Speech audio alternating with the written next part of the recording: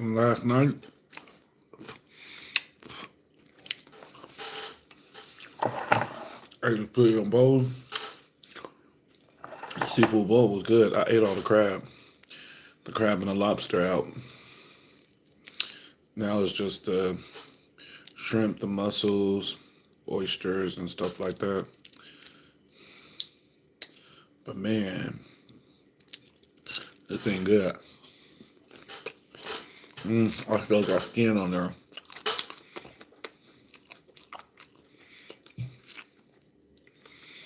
Mm.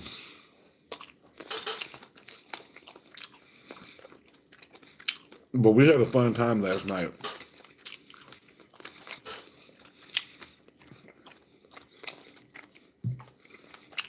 I always love spending time with my kid. It's a blessing. It is definitely a blessing to be able to spend quality time with your kid.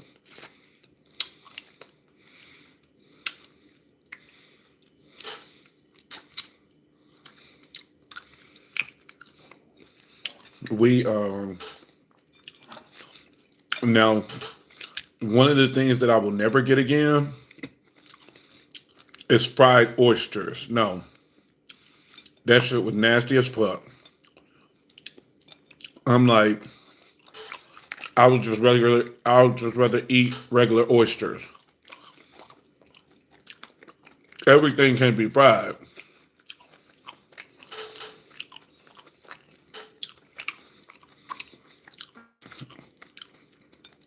Everything cannot be fried. I don't know what the hell we be thinking. I know a black person came up with that. Let's fry this shit. Good batter and everything, but I'm like, oysters can be very, wet, slimy. So, not like you eating this thing and there's some type of, creamy sauce or something in the middle. It's now a wet oyster. Mm-mm. Not again.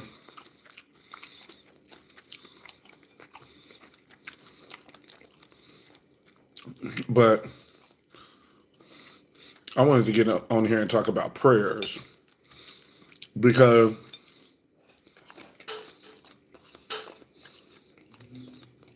this seafood boils so good. I was trying to finish it before the live,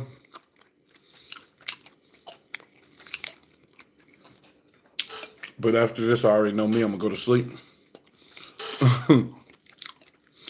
Oh, it's good. It is good as hell, man. These leftovers are good as hell. I'm just munching. I wanted to talk about prayers because, listen, I've always hated, since I was a kid, people saying, oh, I'm going to pray for you, or people trying to lay hands on you at church that you didn't ask and stuff like that. And as a kid, I didn't really fully understand the meaning of why I didn't like it. But the older I get, I'm understanding the meaning. Especially laying hands. Don't be letting nobody lay hands on you, touching your third eye and stuff like that, transferring all their demons and spirits onto you. Don't be letting random people just lay hands on you.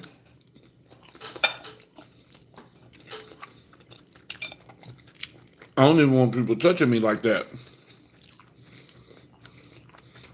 Oh, this is a big one. That's what I'm talking about. This is so good. I don't think I can do it live and eat at the same time. I'm not focused.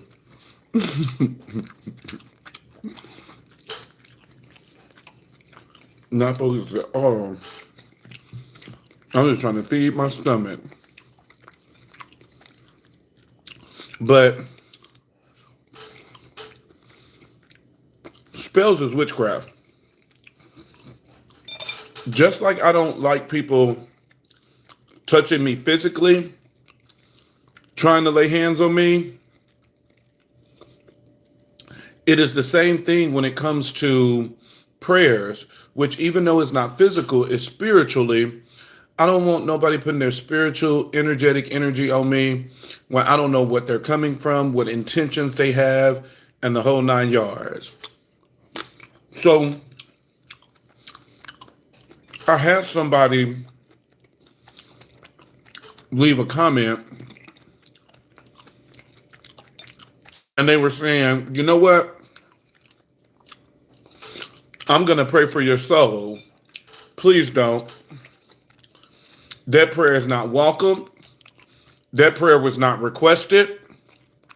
Never once did I tell you or give you permission to send that spell work over here.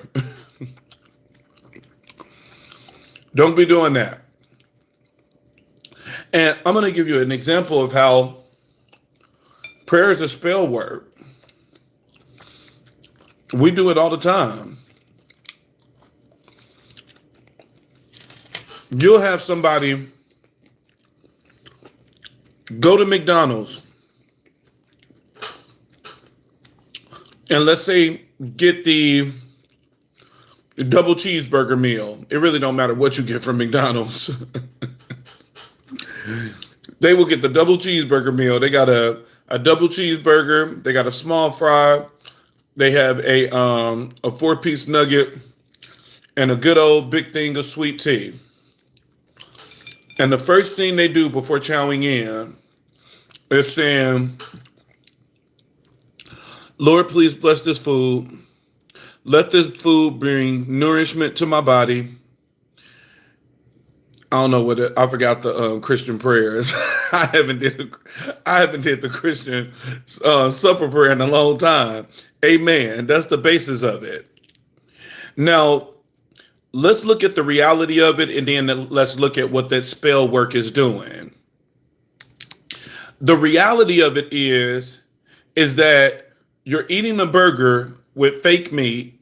Almost everything on that burger is processed, and nothing on that burger will benefit your body in any type of way.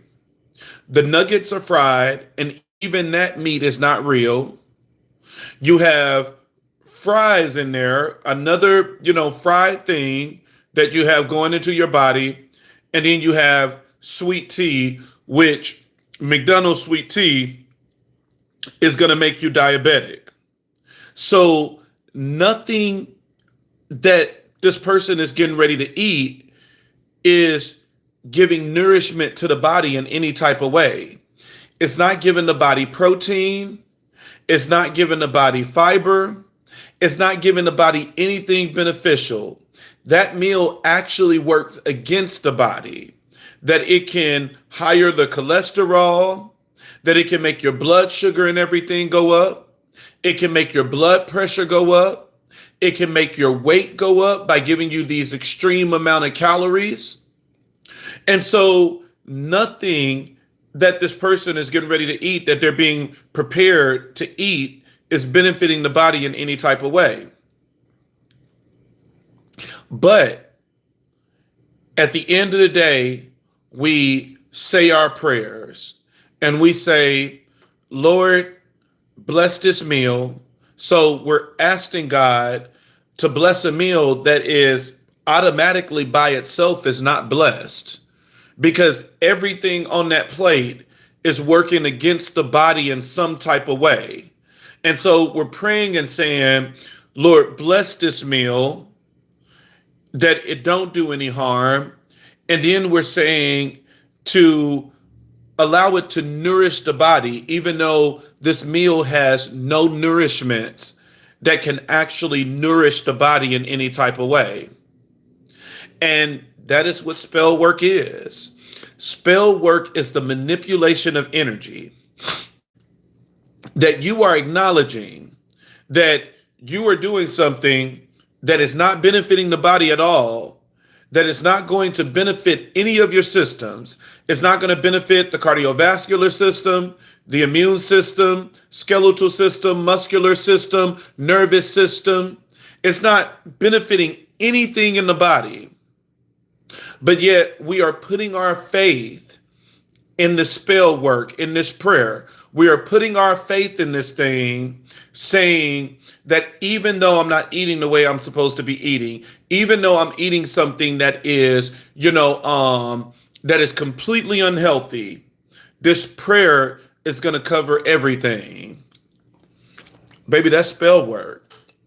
Spell work is the manipulation of energy. Spell work doesn't have the ability to create.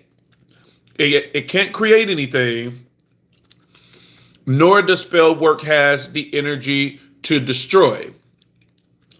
Energy cannot be created, energy cannot be destroyed. But energy can be manipulated and transferred in a way that it can be beneficial. That is just one of the simplest forms of spell work that everybody do on a daily basis. It's praying. It's praying for an outcome that's completely different than what reality is going to give you.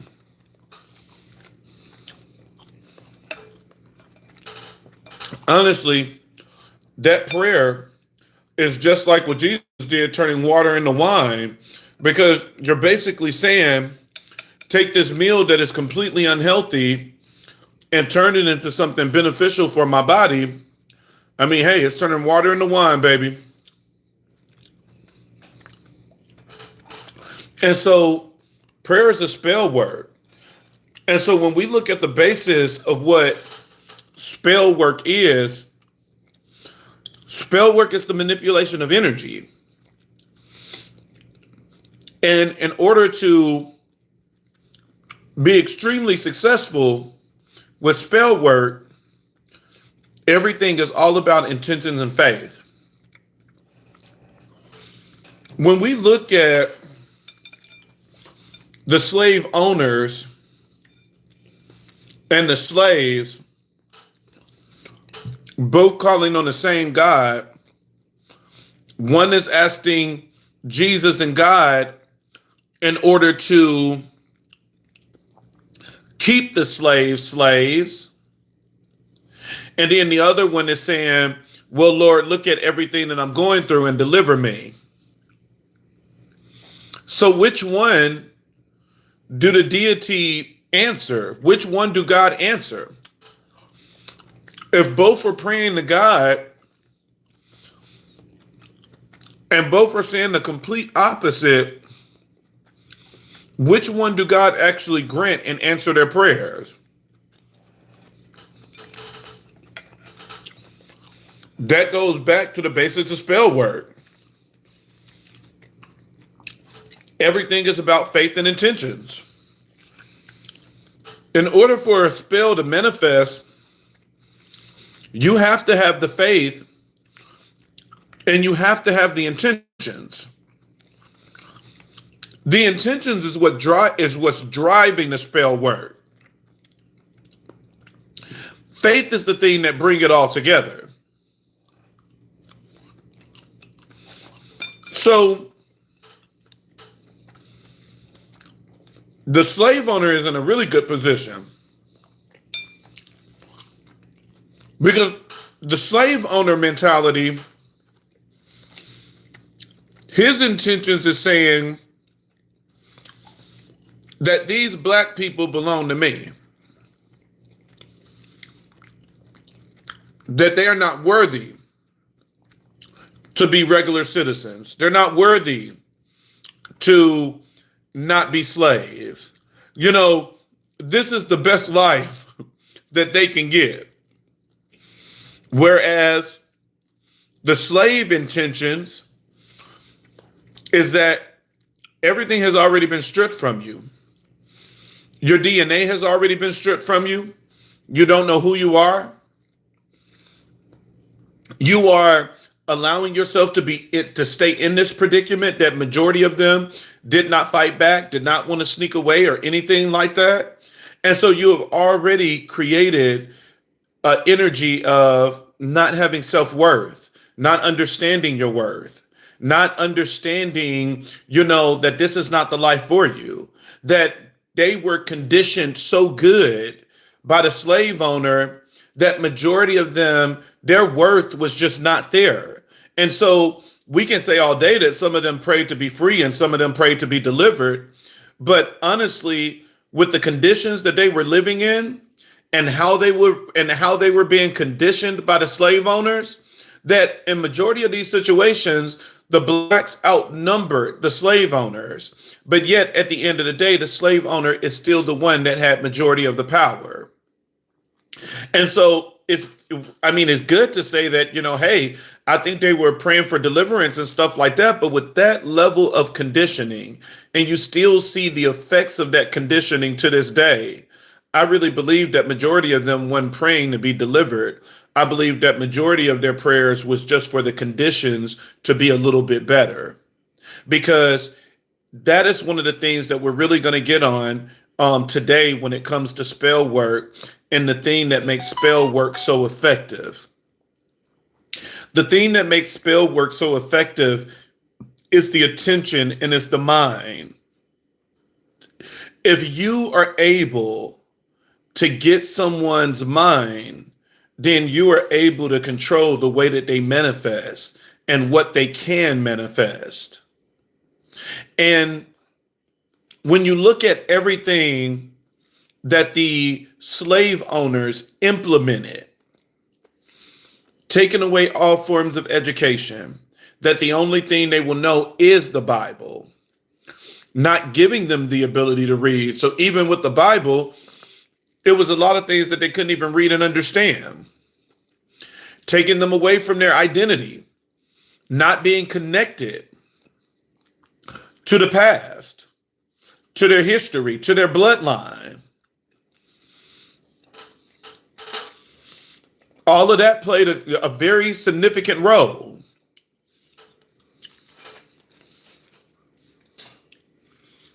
Man, that boy was good. I don't want the sausages. It's pointless to eat the sausage at this point. Everything else is gone. When it comes to spell work, intentions is really important. I don't know why anybody is talking about Jesus. This is not a conversation about. This is not a conversation about. This is not a conversation about white colonizer Jesus. We talking about spell work.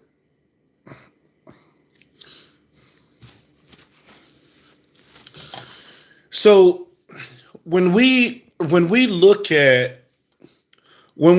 spell work, and hopefully I'll explain it in a way that you can really understand the importance and start realizing how to manifest.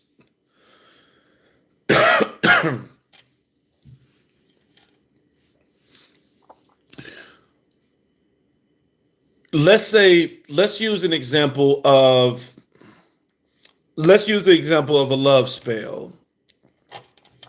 And we're going to do it in the same way of the slave owner. Because the slave owner was very, regardless of how we see the story of the past, the slave owner was very successful because it was a lot of things that they learned. It was a lot of things that they learned that they put on these slaves. And we still see the effects of it to this day. When we look at the things that the slave owners did, that type of conditioning, it played a big part. And so let's use it as an example in love, that someone want to do a love spell on you and they want you to fall 100% headly in love with you.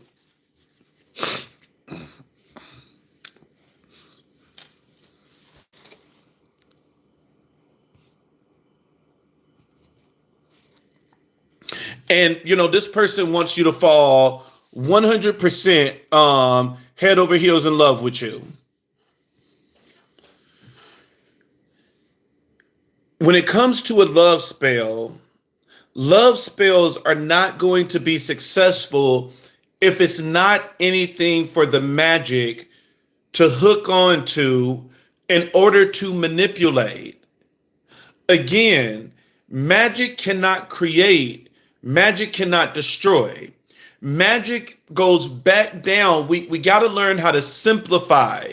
We learned this in math. We got to learn how to simplify things and take everything back to its core in order to understand how all of these things flow, in order to understand how all of these things work. And so sometimes when we hear the word magic, we just think that magic is this thing that's just hocus pocus and coming out of the sky, and it's something, so mysterious and stuff like that. Magic is nothing but energy. It is nothing but energy. And we learn in elementary, taking science, is that energy cannot create, energy cannot destroy. When you learn those two basic concepts, you learn a lot about magic. You learn a lot about energy. Energy can't create, energy can't destroy. Energy cannot be destroyed. The only thing it does is it transfers. You see the same thing with addicts. When people are going through any type of addiction, when you notice that even when they change, that behavior did not get destroyed. The same way that they would use that energy to be addicted to drugs and stuff like that, when they switch that energy to something else, now they go and they use the exact same speed, frequency, and everything in the gym. That I got to go to the gym every single day. I got to go to the gym 3 times a day. I got to go to the gym, 8 times a week. All it did was just transferred. It went from using that energy on substance abuse to now switching and transferring that energy to the gym, or transferring it to a relationship, or transferring it to whatever it is that they're shifting that energy to, because that's what energy does. Energy shifts, energy transfers, but energy is not destroyed. And so when we understand these basic concepts, we really understand the basics of magic. And so someone that's trying to do a love spell on someone that they don't know, this person don't know them, you have no history with this person, you have nothing with this person that can anchor anything that can transfer it into something else. Baby, that spell is never going to work. You can do that spell all day, every day. You can do it 3 times a day, 8 times a day. You can do it on every full moon and everything else, and nothing is going to manifest because you are going after something that has nothing to manipulate. It's nothing to manipulate there. Energy can't create. Energy just can't create for this person to just out of the blue say, oh my gosh, I love you so much. Energy just can't create for this person to just say, oh, you're just the center of my universe. It doesn't work like that. You just can't create something from out of nowhere. But now let's think of it in the eyes of the slave owners is what they did. Because the slave owners, in order to really be able to have power over the slaves, the first thing that they did was they put something inside of them that they will be able to manipulate through energy. And that was stripping them of their identity, taking away the ability for them to learn how to read, that they would have to trust everything that they are telling them. And once that type of conditioning is placed inside of somebody, you can do all different forms of manipulation. That is when you can start doing spell work, where you can start having that person eat from the palm of your hand, because now that is when things are going to be effective. And so now let's go back to the example of a love spell. That you want this person to fall head over heels in love with you. And now, in order for this person to fall head over heels in love with you, you inserted yourself in their life as a friend. You inserted yourself in their life as a friend that is always there for them, that is always listening to every last one of their concerns, that you are playing a major role in their life, that this person sees you as a brother or sister or a mother or father, that this person sees you as someone that will always have their back, that you will always come running when they are going through anything. And so now, since you have that type of hold, that type of perception on the person's life, now all of a sudden, now you can do some spell work. Now you can do some spell work. Now you can do some spell work because now it's something that energy can manipulate. That's all spell work is the manipulation of energy. And so now when you have someone that is trying to do this love spell on this specific person that they have inserted themselves as a friend, that you see them as a caregiver, you see them as loving, you see this person is always going to be able to have your back. The moment they start doing this spell work in order to bring you in romantically, that person is going to start having a lot of dreams where, even though they've seen this person as a friend, they're going to start having a lot of sexual dreams about the person. They're going to start having dreams of having sex with the person. They're going to start, thinking about the person more often. And even those little acts of kindness that this person has done as a friend is going to be maximized now in this person's mind. That they're going to be like, man, this person is always there for me. They always got my back. And then especially if they are doing other workings at the same time, like closing your doors that nobody else in love can come in. And so now we got the closing of doors that nobody else is going to come in. And so putting you in a state of being, lonely, desiring somebody. And in your mind, you keep getting these replays of how this other person has always been there in the whole 9 yards. Baby, that love is about to come. That love is about to manifest. That love is about to manifest because now you got something to manipulate, and you're manipulating in a very strong way. Is it something that I think you should do? Oh, hell no. Because at the end of the day, everything you put out in the universe is going to come back to you. It may not be today. It may not be tomorrow. But every single thing that you have put out in the universe is always going to come back to you, good or bad. That is the one thing that you must remember. Everything is going to eventually come back to you. And that is the thing where it's saying that you need to be careful. You need to be careful on that part. The one thing that you learn about spell work is that you have to ask yourself, if this was to come back to me today, will I be able to handle it? Will I be able to survive it? And that is the thing that should help you to decide if you're going to end up doing this working or not. It shouldn't be because your dick is hard. It shouldn't be because that pussy is wet. It shouldn't be because you want somebody to just break your back in. You really need to honestly ask yourself that question, that if this was to come back to me today, will I be able to handle that?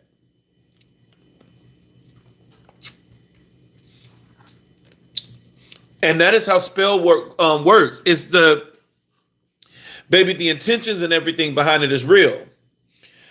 When people are trying to send you negative energy, when people are trying to send you negative energy, it's the exact same thing. If you are someone that's very confident, not easily frightened, know how to deal with stress and stuff like that, it's going to be very hard for that person to send any type of negative energy your way. But if they start conditioning you to get out of that energy, whether it's messing with you on the job, making you get passed because of promotions, and now because of all of this stuff, you're going into all of this stress, all of this anxiety, all of this depression. And now when that person does spell work on you, it's going to be extremely effective because you're already in that energy. You're already in that energy that you are aligning yourself with the energy that this person is trying to project in your life. And so all of this is so that you can understand how energy works.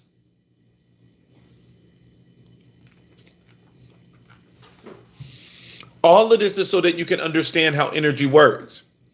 When you understand the basis of energy, you stop allowing things to come in your life. That's just like, even when we remove a curse and stuff like that. Removing a curse, yes, you can do ceremony, rituals, and a lot of stuff. But people don't realize the best and strongest way to remove a curse is to remove the thing that is causing it. That if someone is sending you magic in order to affect your health, at the end of the day, we just learned that magic can't create anything. It can't create health problems in your life. It can only manipulate what is already there. And when we can understand what the magic is manipulating, then that in and of itself can stop the magic. Because now you're not breathing into it anymore and giving it energy. It's just like taking air away from fire. The moment you take it away, the moment you take the oxygen and stuff away, that fire doesn't exist anymore. And so instead of looking at it as this person is sending me magic in order to affect my health, well, what is the thing that the magic is anchoring itself to in order to bring about all of these health problems? Is it the bad eating? Is it not sleeping at night? Because if you can attack that, there will be no need for a ceremony. There will be no need for rituals. But we got to do ceremonies and rituals and the whole 9 yards because we're not willing to get rid of the thing that is actually causing it. We're not ready to get rid of the thing that's actually manipulating it. And when you can focus on what's actually being hooked and manipulated, that is going to be the thing that get rid of the magic more effective and a whole lot faster. I'm going to try to give you several examples that you can kind of understand, that you can understand what I'm talking about. Let's say somebody is doing a breakup spell on you. There's a jealous ass bitch out there that is doing a breakup spell in order for you and your partner to break up. They're doing the sour jar and shaking it up with the nails and everything in there. They are putting it in the freezer so that that energy can stay frozen in time in your relationship, that there's a lot of argument, a lot of sour, things going on, or they're taking it and they're burying it in order for this thing to sprout roots and everything, for this relationship to be so toxic and so chaotic. When that energy comes in now in order to fulfill what the person that cast this for the person that cast this energy, when that energy come in order to fulfill their request and it goes to the relationship, the first thing that the energy it looks for a way in. How can I come in and break this relationship up in order to fulfill the request of the sender? And so the magic looks for a way in. And it's like, oh, you guys are arguing every single day. And so the magic comes in and it attaches itself to the arguments. And so now that you're arguing more often throughout the day. Your arguments become more intense, more aggressive. You are hitting each other below the belt when you have never done that before. You're bringing up secrets and everything that the other person told you. And so now all of these things are coming up in the relationship. Can we go to a Babalawo and get cleansed and stuff like that? Yes. We can go to a Babalawo and get cleansed in the whole 9 yards. Or we can do one of the most basic things, which is understanding what the magic is attacking, what the magic is attaching itself to.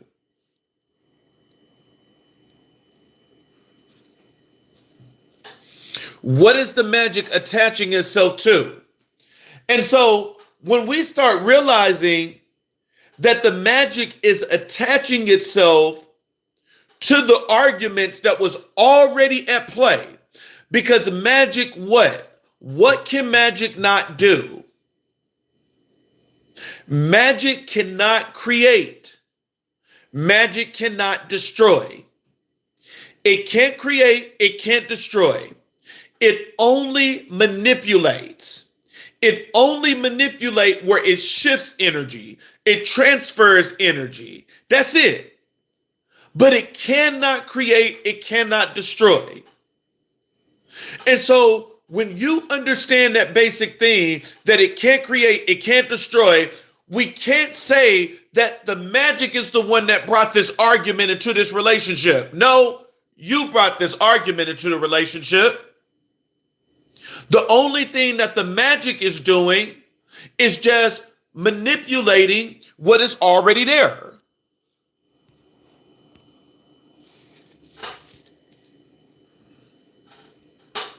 That is the only thing that the magic is doing, is manipulating what is already there. And so in order to go against this magic, in order to go against what is being sent in your life, what do? Stop fucking arguing. If you stop fucking arguing, this magic has it has no standing. It has no power, no authority in order to do anything further in your life if you stop arguing. But majority of us, we want to prove our point so bad. We want to be angry so bad that we continue the arguments, and then that is when things end up going out of control and a breakup really end up happening.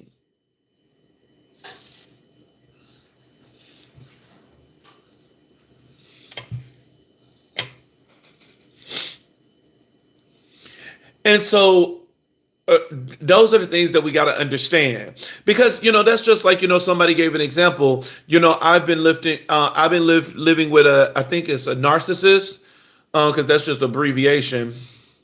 And it says disconnect your feelings. That could be one of the things that magic attached to. Magic could attach to you living under your standards, which means you don't know your worth. And now, because of that, it's like you're staying glued to a relationship that is not even serving your highest good. I'm telling you, people that don't understand your worth, people that don't understand their worth, they are the main ones that is open and receptive to love spell and domination spells. They are the most receptive to that energy, because you don't love yourself enough to even push that away and say, oh no, that's not for me. I'll rather be lonely under a goddamn tree with a vibrator pleasing myself before I allow anybody to do this in my life. And when you don't have that energy, you are more receptive to love spells and domination spells being done on you because you're opening yourself up to that based on the spirit that you are in. And so those are, I think one of the things that is not fully understood when it comes to magic is that people don't understand the part that in order for a spirit to come in order for energy, magic to come in, whatever you want to say it, that you have to agree to it. These are things you got to agree to. And people think that that agreement is that when the energy comes in, that it knocks on your door and it asks you, hey, can I destroy your life? Hey, can I bind you to this person over there that really want to be bind to you? Hey, can I, do this in your life? Y'all act like this thing just knock at the door and it sit down and have a conversation with you. When we think of energy, think of frequency and vibration. If someone is sending magic and it is on the frequency of sickness, and you are already living an unhealthy lifestyle and you are on that frequency of sickness because of the way that you're eating and the whole 9 yards, you are already in agreement. It's not a knock at the door saying, can I destroy your health? You are already in agreement with the energy. And so that energy is going to come in and automatically attach to what you're already doing. When people are trying to send you lack, that they are doing spell work in order to mess with your finances, making you more in the hole, that you don't have any money or anything like that. It's not a knock at the door where it's like, hey, sir, can I destroy your finances for a couple of months? No. When that energy come in, if you have an energy coming in with the frequency and vibration of lack, and you are already not disciplined when it comes to your money, that you are the type of person that you buy shoes and clothes before paying your rent, and you don't mind being late on your rent in January because I can catch up in February, and I will pay my car note every other month, or I'll put $500 on it instead of the full amount. You are already in that energy. You are already matching the vibration and the frequency that is coming in. And because you are already in agreement with that energy and you are already flowing with that energy, that is the touch and agree. That is the agreement. And now you notice that as this spell is cast and manifest, what you were already doing, you're doing even more. Just like you were saying, oh, I'm going to buy this pair of shoes instead of paying my rent. Now you're saying, oh, I'm going to buy this pair of shoes. I'm going to, buy this whole entire outfit. I'm about to go out to the club, have a couple of drinks, invite the homegirls and everything, spending all of your rent money. And then the next thing you know, you're in the hole. And now what you were normally able to do is to catch up the next month. Now you're not able to catch up. Now you're 3 months behind. Now you're getting evicted out your place. Can we blame the magic? To an extent, it had a part in it.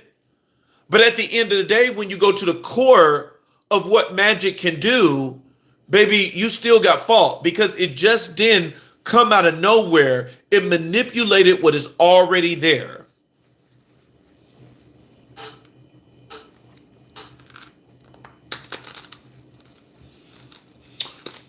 It just manipulated what was already there.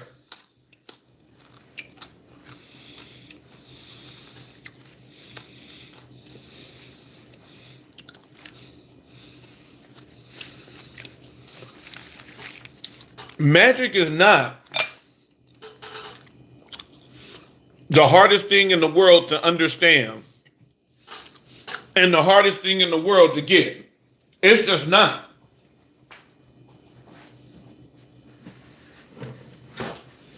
It's one of the easiest things you can get.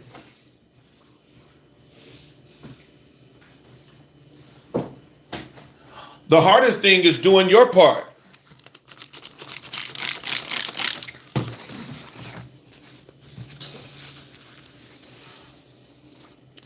People doing magic in order to mess with your health.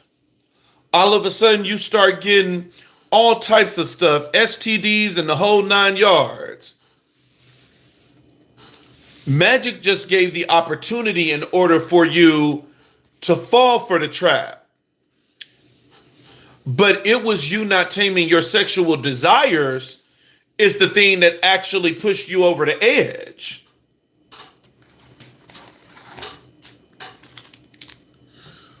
When you are able to control yourself, when you are very disciplined in a lot of different ways, magic can't do nothing to you.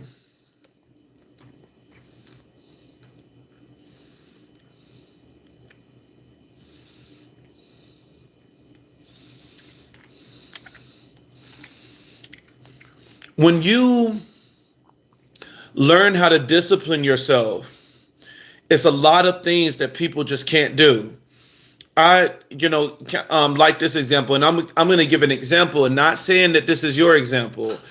This person said, my friend did magic on me. If I could only get the energy for a couple of months, and I know you ain't using my fucking energy, use your own energy. I want to talk about people using your own energy. When someone is using your own energy. When someone is using your energy, it's either because they have their essence in you, or they have your essence. They have their essence in you, or they have your essence. It's one or the other. When people is able to do things using your magic and your energy, your ashe. And again, when we look at the basis of magic, magic can't create, magic can't destroy. Magic have to find a way in. And some people, knowing that they want to use your energy, knowing that they want to use your ashe, they would automatically sleep with you. Sleeping with you and creating a soul tie, nutting all up in your pussy, your mouth, and everything else, and creating that soul tie, now give them access to your energy because you are now bound with that person. They didn't even have to do a fucking spell. All they had to do was lay it down. And now they are bound to your energy.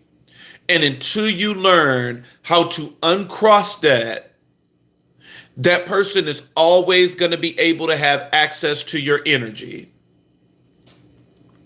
The second way in order to control your energy is getting something with your essence.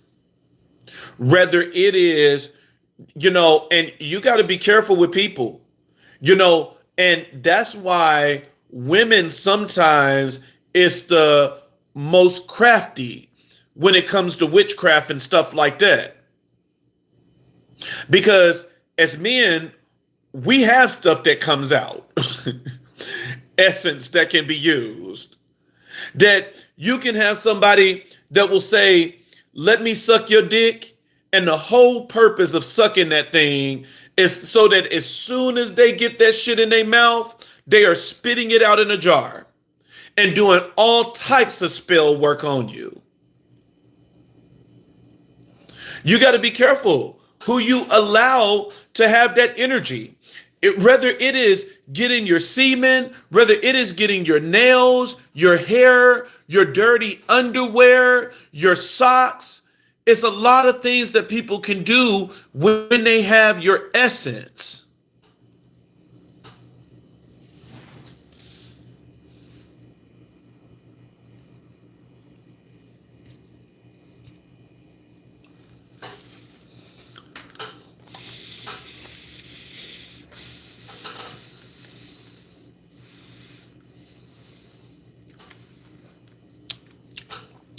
Got to be careful when you start understanding the basics of magic.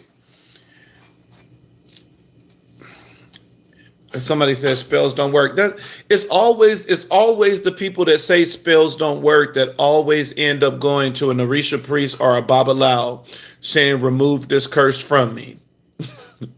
It's always the ones that say spells doesn't work. They are the main ones.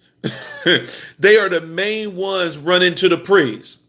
And it's really funny because majority of the time they will say, oh no, I got the blood of Jesus and stuff like that on my side. And then the moment they come to you, please let's keep this on the DL.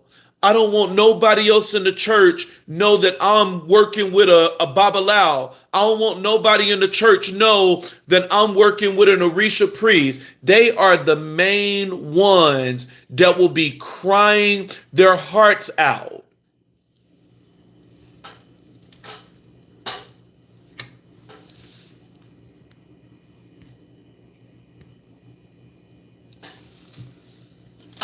And so when it comes to spell work,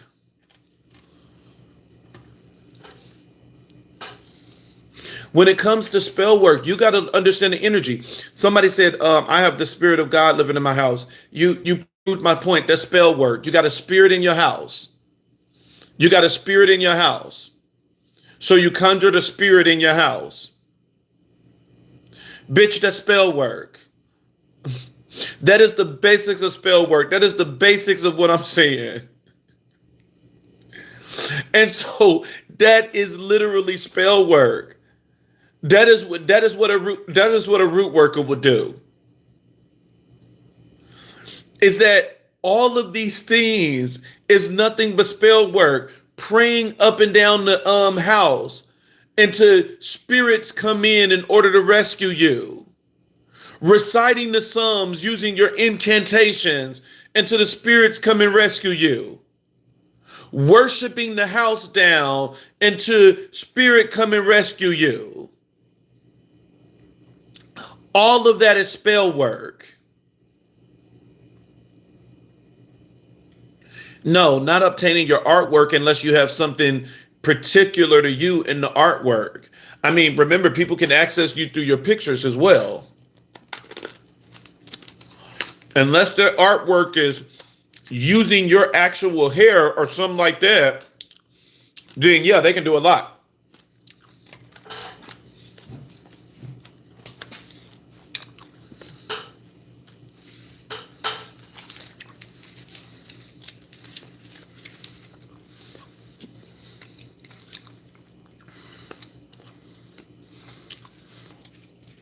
I like this person. I don't know, sometimes I'd like to entertain these Christian bitches because they're just so dumb and stupid. And sometimes entertaining them, it really do give, good information. Like, this stupid bitch right here, she is saying, God give me authority over every demonic being. This is what we were just talking about in the beginning. And so let's take this again and go back to the beginning. You know that you have power and authority over everything. You have power and authority over everything. All you got to do is call it and it will be just like that. Power and authority. Let's look again at the example of the slaves. The example of the slave, that we took the slaves in. We took away their ability to learn, to research. They no longer know how to read. Every generation, we are making them dumber and dumber by stripping away resources. We are imparting what we consider the truth inside of them. So now we are doing that. And so once you have conditioned somebody long enough where you have taken everything from out of them, they still have power and dominion over everything. That person still have power and dominion over everything. But what do you think those prayers and everything is going to look like based on the conditioning? Those prayers are not going to be powerful, because even though you have power and authority over everything, you're not accessing that power and authority. And even when you try to access that power and authority, you don't believe that you have that power and authority. And that is where intentions come in. If someone is able to control your mind, they have controlled everything. And that is why it is extremely important that the mind is the most important thing. If somebody has your mind, it's over with. It's going to be very hard for you to get out of anything.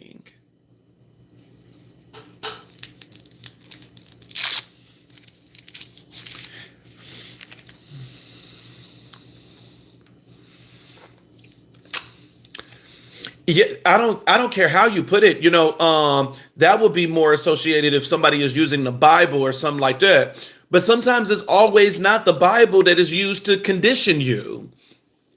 Let's give another example. You grow up in a very abusive family, that you are getting slapped upside down left and right. And now in your mind, you think that this is love. You are being conditioned to think that this is love. You are being conditioned to believe that you are the problem and you are deserving of this level of abuse. And so now this abuse have taught you how to submit yourself over the years, and you are nothing but a footstool for everybody. That person still have power and dominion over everything. But based on the childhood conditioning, what do you think that's going to look like? That's going to look like picking the wrong relationships, hanging around friends that probably never had their best interests at heart, being a ride or die and standing by somebody no matter what. Conditioning is very powerful, because when you are able to condition somebody's mind, you control the intentions now when they do their spell work. Because even though this person is now trying to access their power, their intentions is telling them, but remember that you're not worthy. Remember that you're nothing but a footstool. Remember that you're always going to attract somebody that's abusive. Intentions, if somebody is able to control your intentions and faith, it's already done.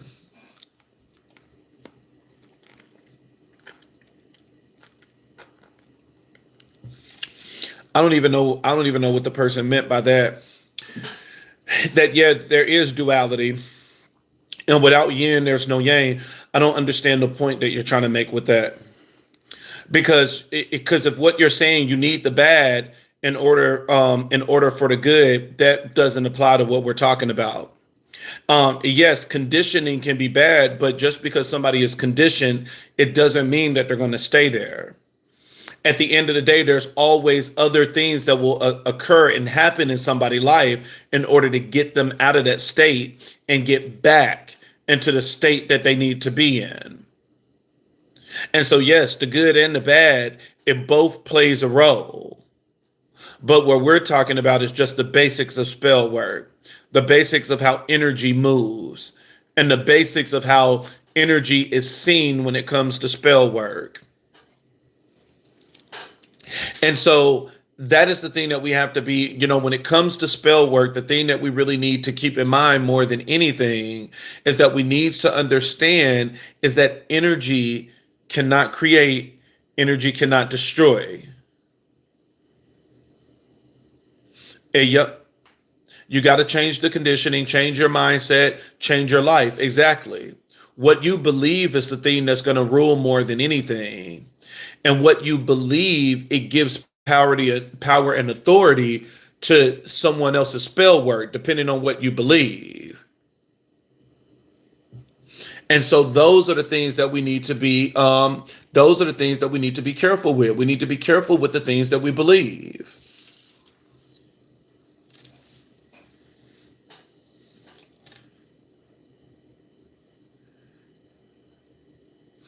Okay, basic reason and people hard to understand what you're saying. Can't imagine. Yeah, I don't know why some of it is it's hard. You know, some of it I think that it's hard for some people to understand because you're talking. I'm talking about it through a point of spirituality. I think that if I would have said it in a way of just using only Bible scriptures and then supporting it through there, for some people it will be easier for them to believe because that is where their faith lies. And I, say this all the time on my channel. I really don't understand why Christians follow me.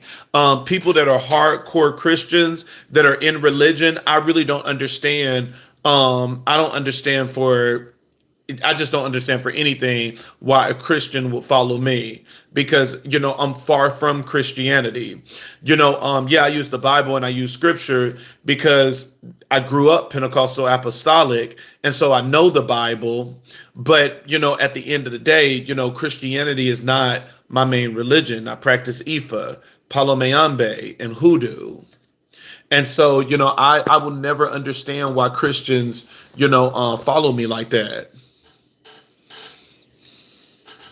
And so, but it's very important for us to understand this because majority of the time when I'm working with clients and stuff like that, and people will be talking about how their relationship ended because of spell work and stuff like that. And then when you do the cards and see how the spell work entered and stuff, and it's just like, man, if you would have controlled your tongue and stop arguing, things could have been a whole lot better. And people don't sometimes know when to stop. It's like you can't keep putting fuel in the fire. At some point you got to put water. At some point you got to put water. You can't say, oh, this person is actively trying to destroy my marriage. They're actively trying to destroy my life. But then at the end of the day, after saying it, you're going back to him saying, you bitch ass nigga, you ain't shit. And that's why you can get on your knees and suck my motherfucking dick. And I can just nut all on your goddamn face, you bitch ass nigga. And it's like, who destroying it? Is it the spell work or is it your goddamn mouth? Who is destroying this shit?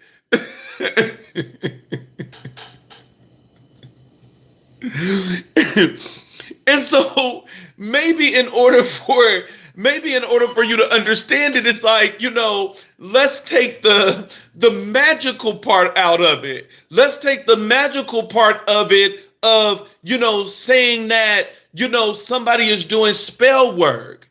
We can say, the same thing that somebody is gossiping and they keep gossiping about your relationship.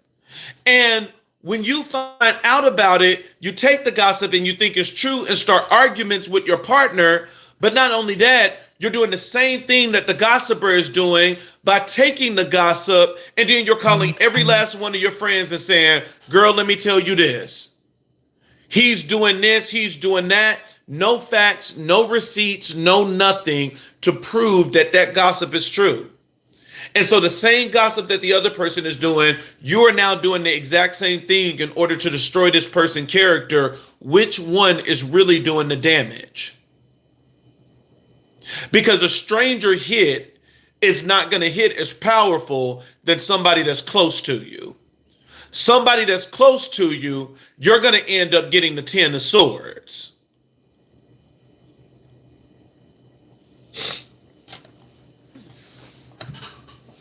And so we got to understand the basics of magic. And I go over this to tell you how much power you really got. Magic cannot create, magic cannot destroy. So it can't destroy what you have. It can't create a whole nother different reality for you. What it's doing is using an opening in your life in order for you to destroy it by your own hand. That is what magic is. They didn't put a health condition inside of you. The energy is hooked on your eating habits that you always had for the last 20 years. The thing that destroyed your marriage is that badass mouth that you should have got rid of 20 years ago.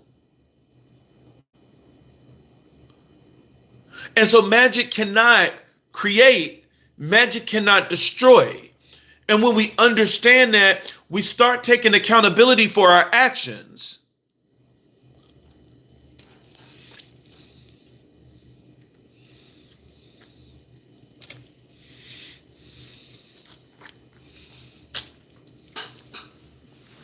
Magic is, and at the end of the day, magic is real.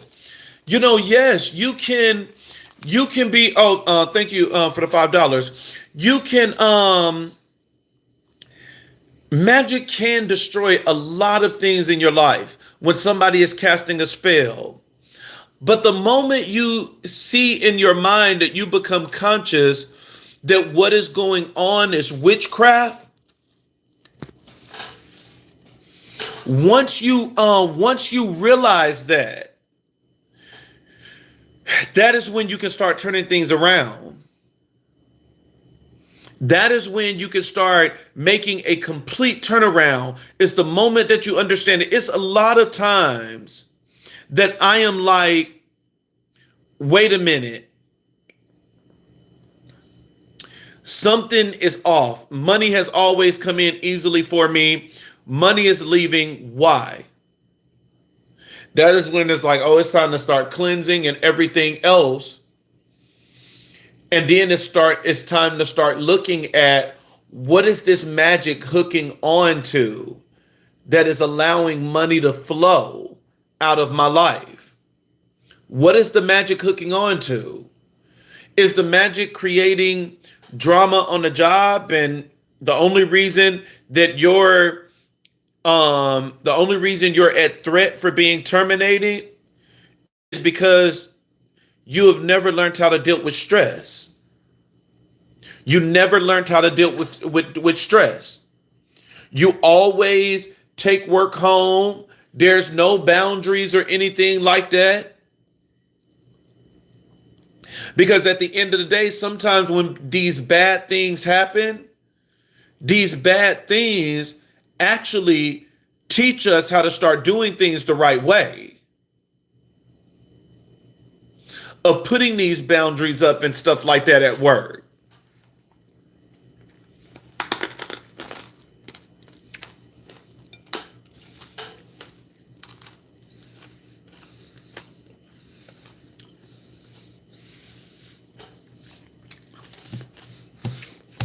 Reverse the magic spell is a return to sender and the uncrossing. Black candle for a return to sender and a white candle for an uncrossing.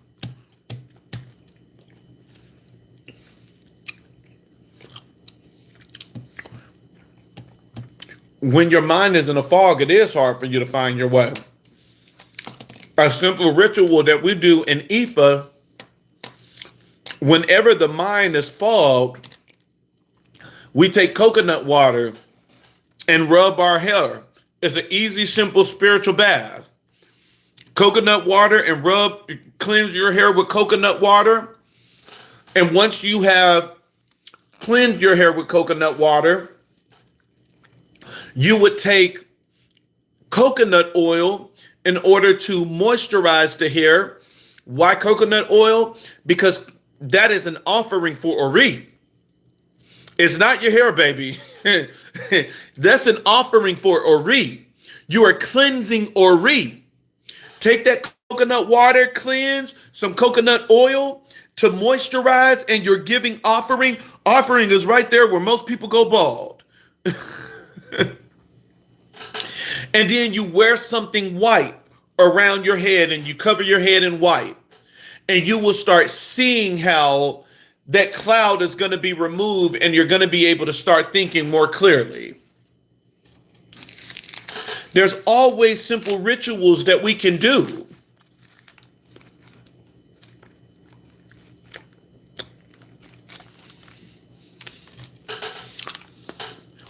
Now I'm eating it like a piece of candy.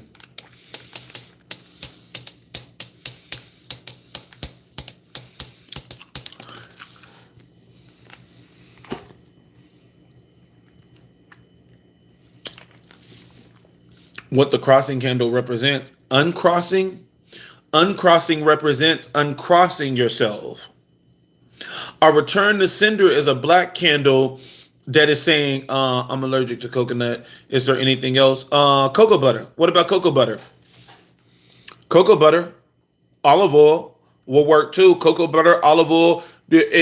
Cocoa butter first. If cocoa butter can't be, if you can't do cocoa butter, then shea butter. If you can't do shea butter, then olive oil. Olive oil is going to be. Olive oil is more associated with the Christian faith, but olive oil is still powerful.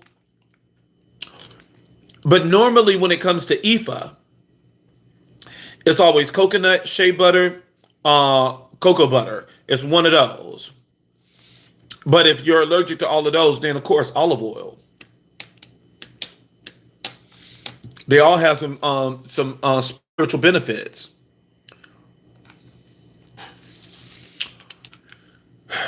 Oh, fasting is very powerful.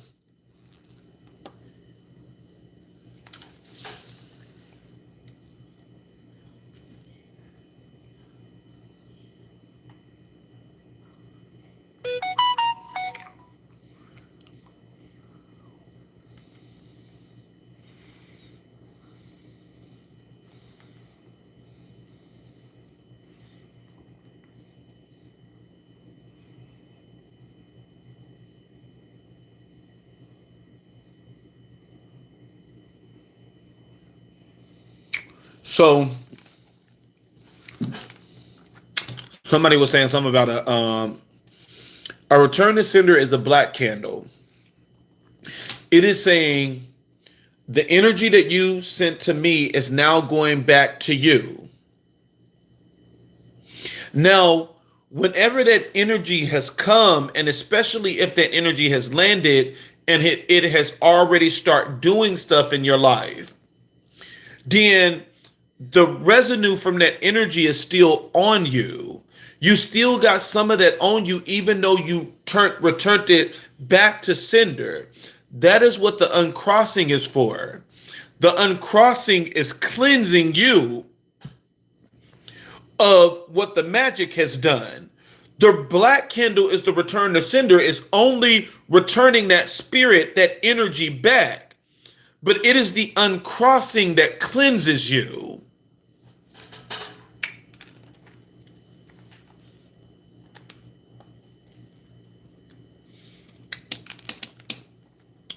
How does that work when they're messing with your money and you don't ever spend, and you only spend on the necessities? You got to think about it that, magic can't create, magic can't destroy. When magic come in, magic is going to attach to something. It's going to attach to something in order for this thing to be beneficial. It's not always, oh, I'm going to make you overspend. Oh, you're going to use your money in the club instead of paying it on bills. Sometimes, in order to mess with your money, it's just the simple fact that you have always played it easy and you have always got these minimum wage jobs and stuff like that, instead of applying yourself, redoing your resume and putting yourself out there and getting a better job that you can make more money. It keeps you stuck in that energy where it's like you keep working these jobs that's not paying you anything and it's only getting you from point A to point B. And so it's not always just, money is just leaving. Sometimes it's you not doing enough in order for money to flow in. But regardless of what it is it's attaching itself to, you can do rituals and spells and stuff like that in order to get it off of you.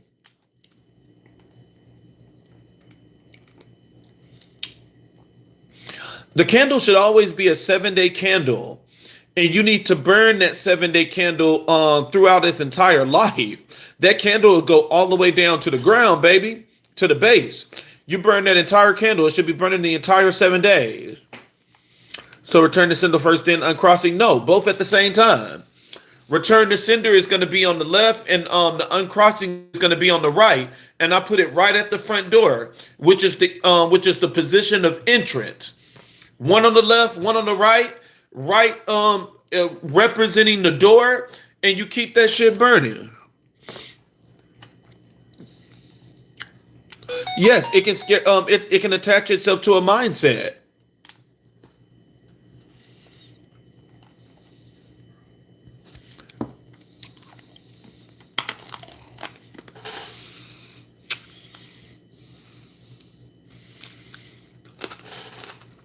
What did I say? How do you approach group gains talking? That is not one word. You should have separated that. Cow's tongue. Cow's tongue. Put their fucking name on the cow's tongue. Put pins through it. Pepper. Cayenne pepper. Chili powder. Purple candle. And then say, bitch, talk now.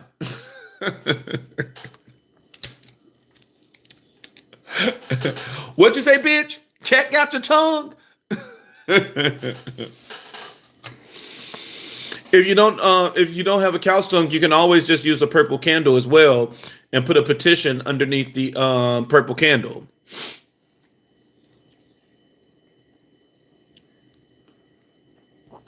People are always selling their stuff short. Always, I don't see how people do it. I remember telling Ogun, you finna give me money. No, you about to give me money. No, I'm not no broke ass nigga. You finna give me money. Like, what's the point of having your deities and stuff like that if you keep playing it safe? If you're not giving them an assignment to give you money, give you the love that you want, to give yourself the life that you want, what's the point of these goddamn deities? What's the point of any of this shit if we're not using them the way that we're supposed to be using them? Return to the yep, return to sender to the left, uncrossing to the right. Oh, you're good. I love HR. HR job is really good. Now, you might have to lie on your resume and say that you was doing HR. If you know HR, you better lie on that fucking resume and say you've been doing HR, because HR is one of those fields that is crazy as shit, that they will say, we want you to have experience, but at the end of the day, they're not going to let you in if you don't have experience. So how the fuck are you going to get the experience? And so if you know somebody that owned a business, or if you own a business yourself or whatever, you need to say that you were a HR generalist, that you did an internship or something there, and just put somebody else's name on the resume for the manager or whatever, so they can call them. Because in HR, they want to see experience.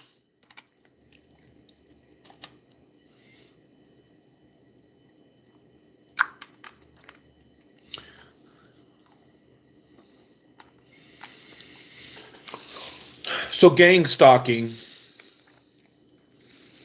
There's a lot of things you can do.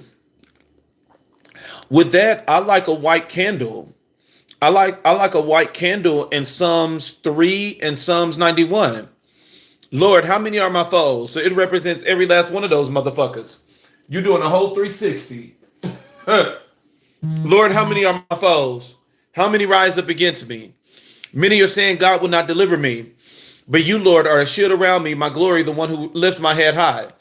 I call out to the Lord, and he answers me from his holy mountain. I lie down to sleep, I wake again because the Lord sustains me. I will not fear though tens of thousands assail me on every side. Arise, Lord, deliver me, my God. Strike all my enemies on the jaw, break the teeth of the wicked. From the Lord comes deliverance. May your blessings be on your people. Ashe. I like Psalms 2 as well, but Psalms 2 is with a blue candle for confronting your storms. Why do the nations conspire and the people plot in vain? The kings of the earth rise up, the rulers band together against the Lord and against his anointing, saying, dang, now I forgot it. Saying, I forgot what he said. But then the only thing I like about that Psalms, anyways, is that, and I always use this for my warrior deities. The Lord said to me, you are my son, and I am your father. Ask, and I will make the nations your inheritance, and the ends of the earth your possessions. You will break them with a rod of iron, and you will dash them to pieces like pottery. I repeat that back to back to back to my warriors, to Ogun, to Sarabanda, to Ilegwa, Eshu, Ogun, and Ochosi. I repeat that back to back. That is a very powerful incantation in and of itself that comes from Psalms 2.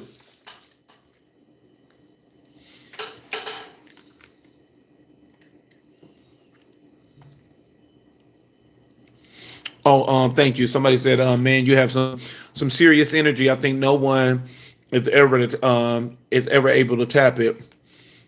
I got a jealous wife from a past ex-lover that's obsessed with sending me negative energy. Okay, I got a jealous wife from a past ex-lover that's obsessed with sending me energy. So you're married, your wife is getting jealous because of what an ex is sending you.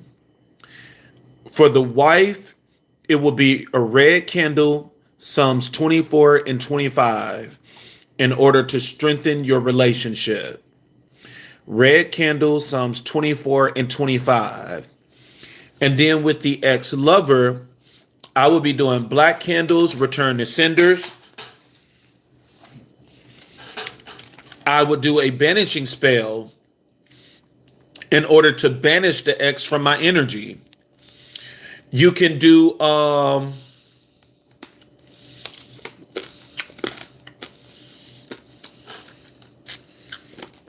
you're a male, especially the ex is somebody you had sex with. So you need to unhook yourself from them spiritually and energetically. And so you take angelic root and you rip your pubic hair from the core. You want to see that white. Rip that shit and you take your pubic hair and you wrap it around the angelic root and you burn it.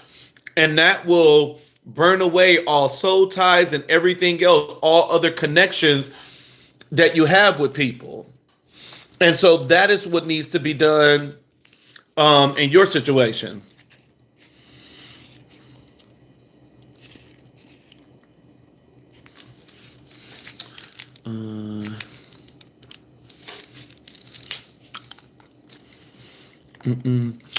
Jesus died for our sin, so that we may repent and made right. God has made.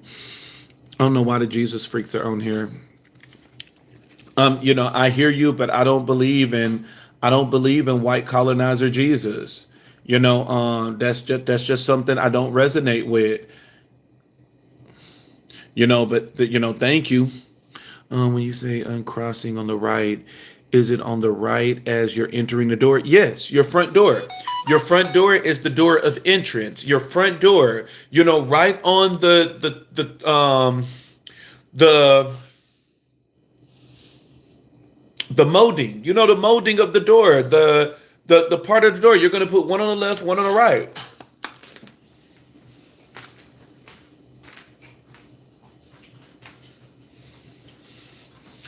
I got to show y'all examples so that y'all get it.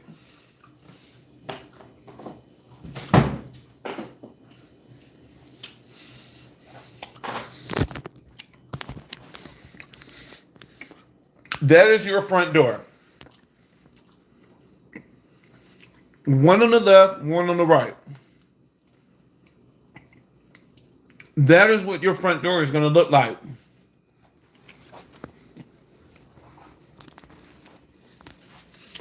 That you will still be able to open and close your door. One on the left, one on the right, and you keep that shit burning.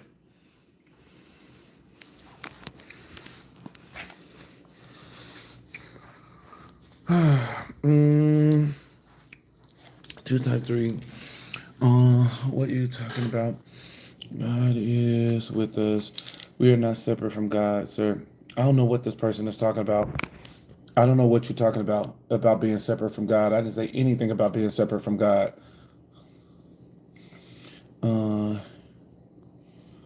What Psalms is that? The Psalms I was saying is Psalms 3. I was reciting Psalms 3. Sir, so I'm cursed. Oh, baby, I don't know. If you're talking to me, I don't know. I got to do a reading to see if you cursed or not, baby. I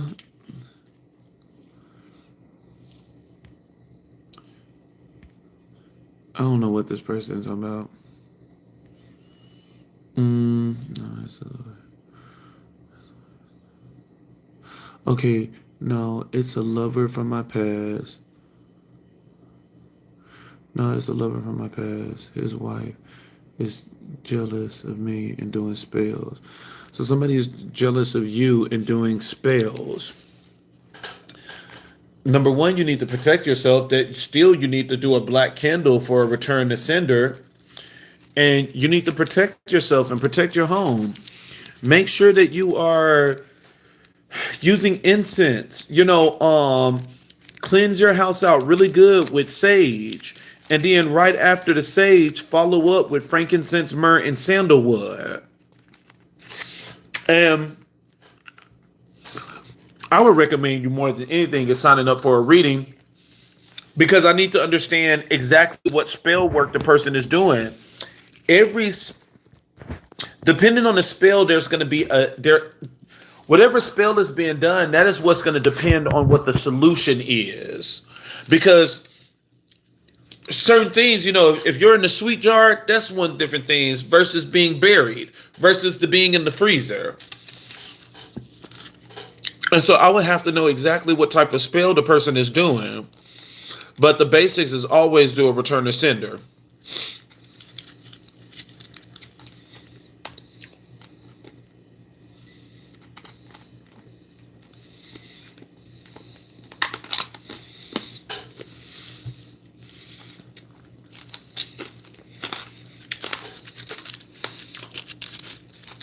You can still put it at your front door with the wall being closed. So, when we talk about candles, we're talking about 7-day candles. The flame is going to stay in here. This flame is not coming out. You can put it right up on the wall, and it's not going to do anything to your wall. We're not talking about the candles outside of glass. Those are used too, but those are used in different areas. Again, live. My husband joined with my family in the coven to take my inheritance.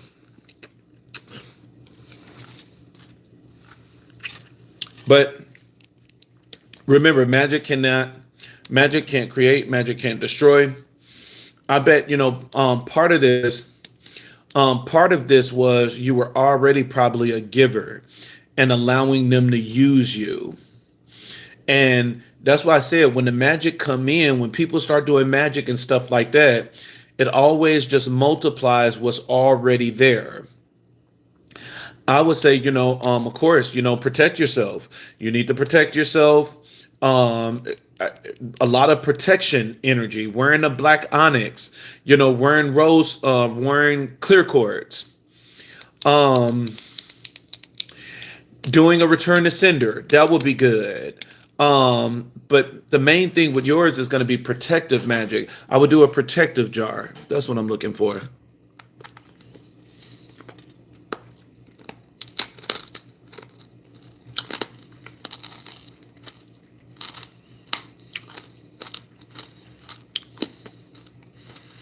Mm-mm-mm.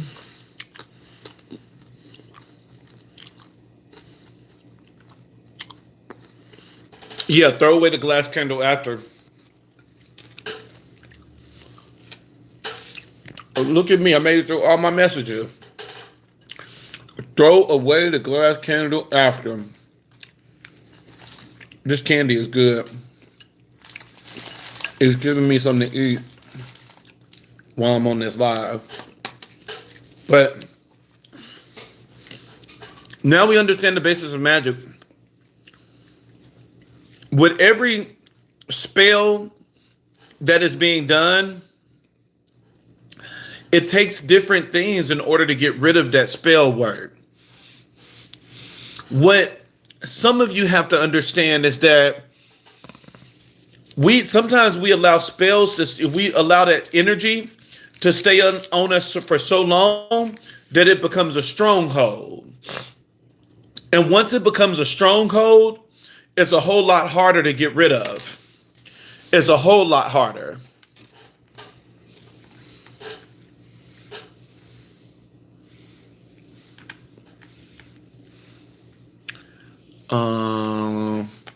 My children mother of 8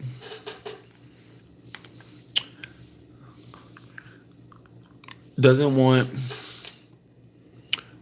us together and is doing something. Don't want who together? You and the kids, or you and the person you're dating? In a relationship, I think we always need to be doing protection spells. Protection spells is key. Oh, I like that. You said Elegwa came and spoke to you. I love Elegwa.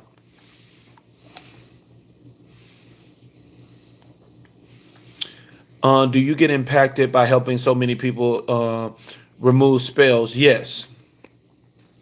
Doing a lot of readings for people and doing spell work for people, you have to understand that you have to cleanse.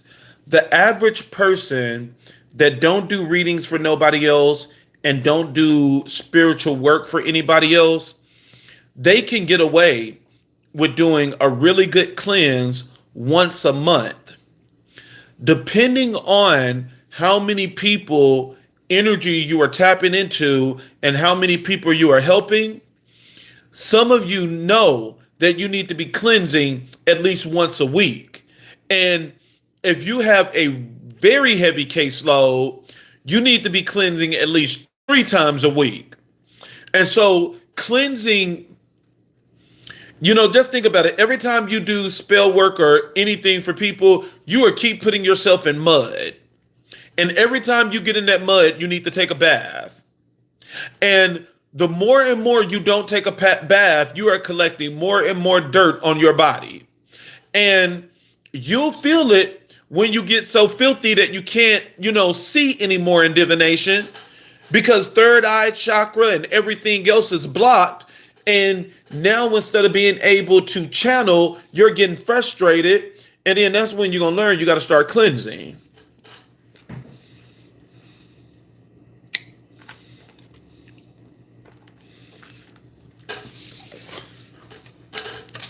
The kid's mom doesn't want you two together, but then you have to make sure to see if it's really spell work.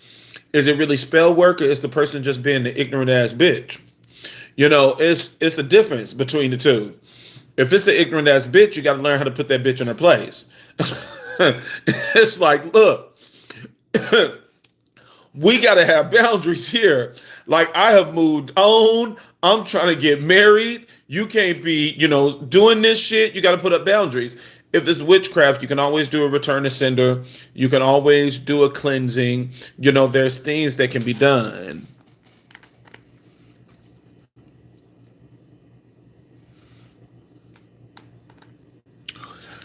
Is it amount of distance you can be from someone that things will not work that they send you?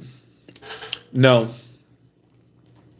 People can do magic anywhere. People can be in a different country doing magic against you, burying you in the cemetery over where they're staying. No, there is some rituals where they say when somebody is doing magic on you, and if you cross waters, then that is a cleansing in and of itself that remove magic. But people can do magic anywhere. Just like anybody can pick up a deck of cards or anything and do divination and see what's in your energy.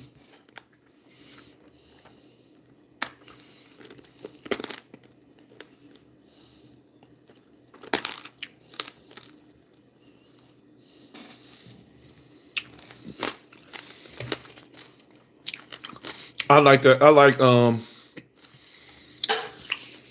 people having stories of the Orishas.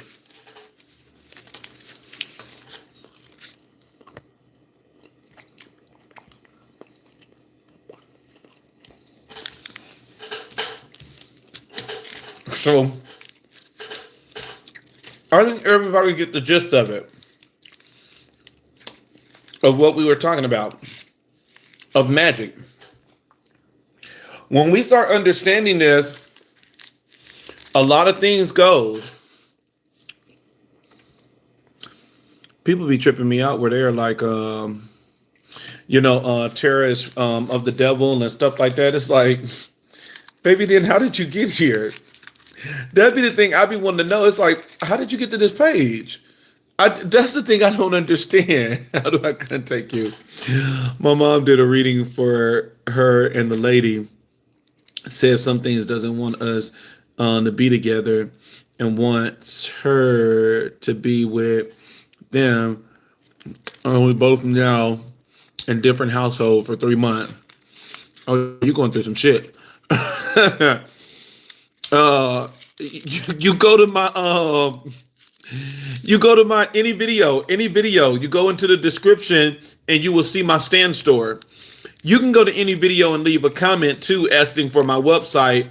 And normally I put my website, I'll respond to the comment and give you the website.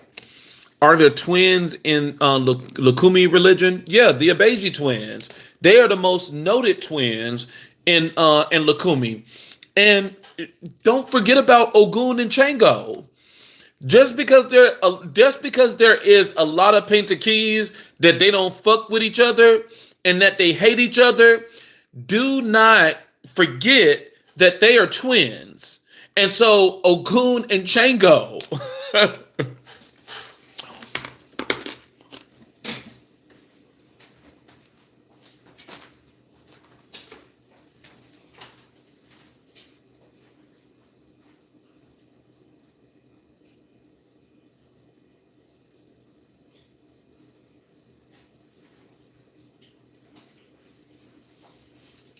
God will do what he said he will do.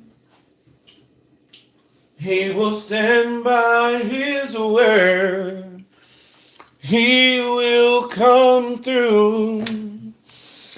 God will do what he said he will do. He's not a man that he shall lie. Yes, he will work. No weapon formed against me shall prosper. It won't work. No weapon formed against me shall prosper. It won't work. For God will do what he said he will do. He will stand by his word. He will come through. God will do what he said he will do. He will stand by his word. He will come through. No weapon formed against me shall prosper. It won't work. No weapon formed against me shall prosper. It won't work. For God will do what he said he will do. He's gonna stand by his word. He will come through. God will do what he said he will do. He will stand by his word. He will come through. No weapon formed against me shall prosper. It won't work. No weapon formed against me shall prosper. It won't work. Let's see if homeboy let's see doing a reading for homeboy with this wife situation. Oh, love the drop ceilings. Thank you. Oh yeah, I love the blue is representing Yemaya. Yemaya. Yemaya. Let's see this dude with the 8 kids, and I think that's what it said. I think that's what it said. I think it said 8 kids. The 8 kids. I don't think it said like an 8-year-old. I think he did say 8 kids. And the baby mama drama.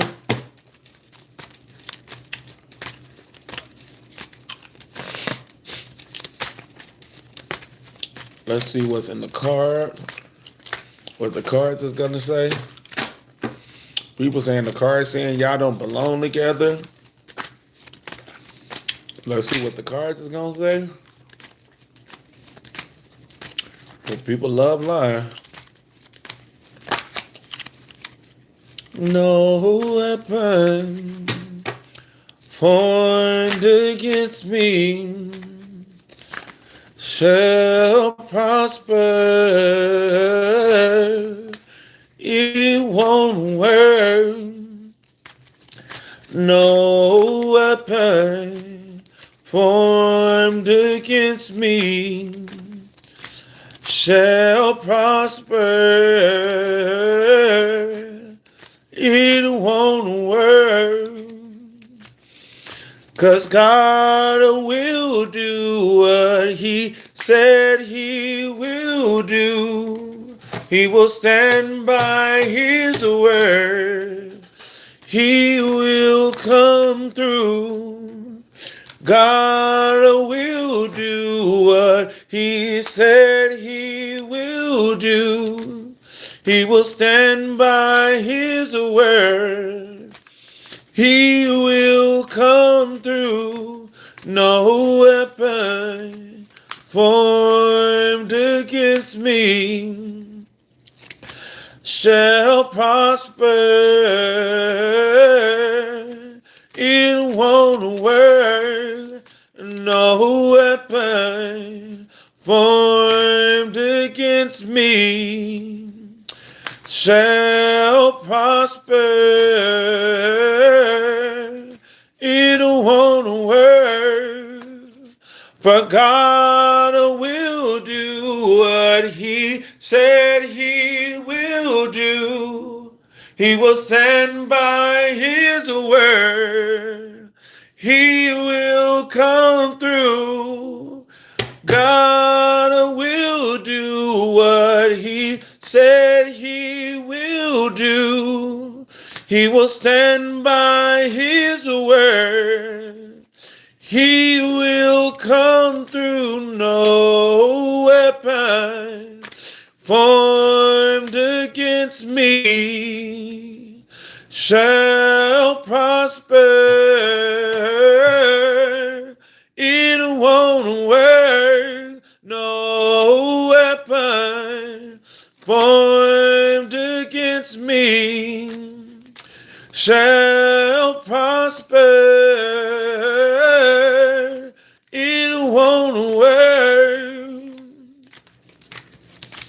All right, man, let's see what's in the cards for you with your baby mama drama, with your 8 kids, with wife jealous, separated for 3 months. Let's see what the cards is going to say. Let's see what the cards is going to say.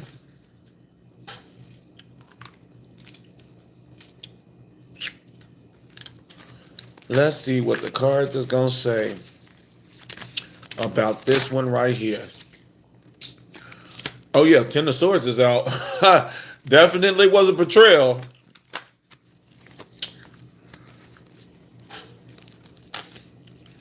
It was in prison. King of Wands in prison.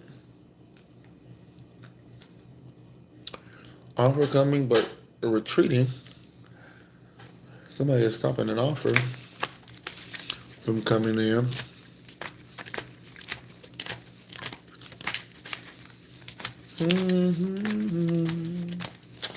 What He said He will do.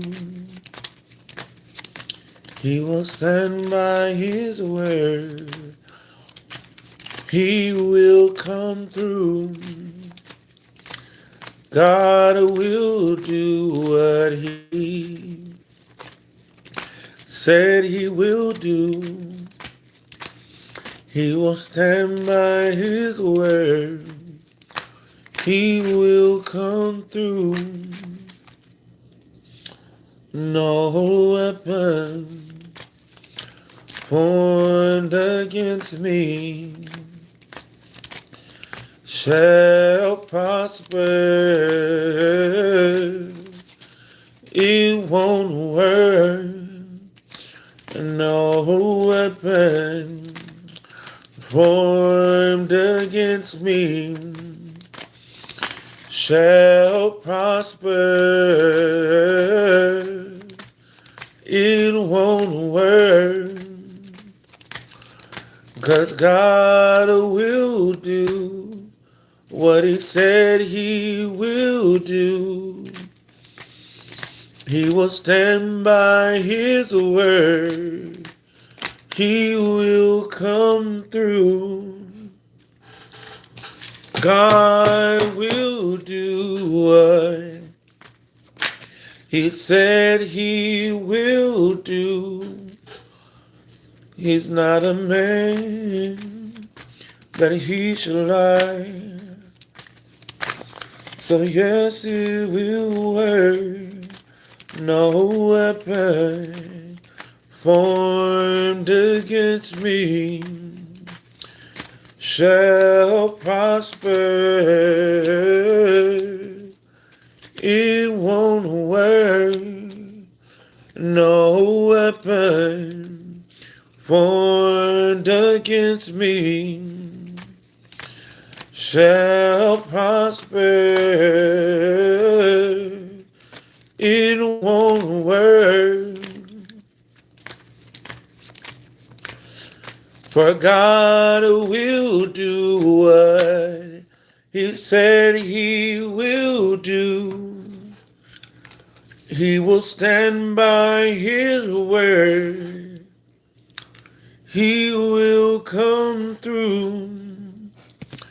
For God will do what he said he will do. He will stand by his word. He will come through.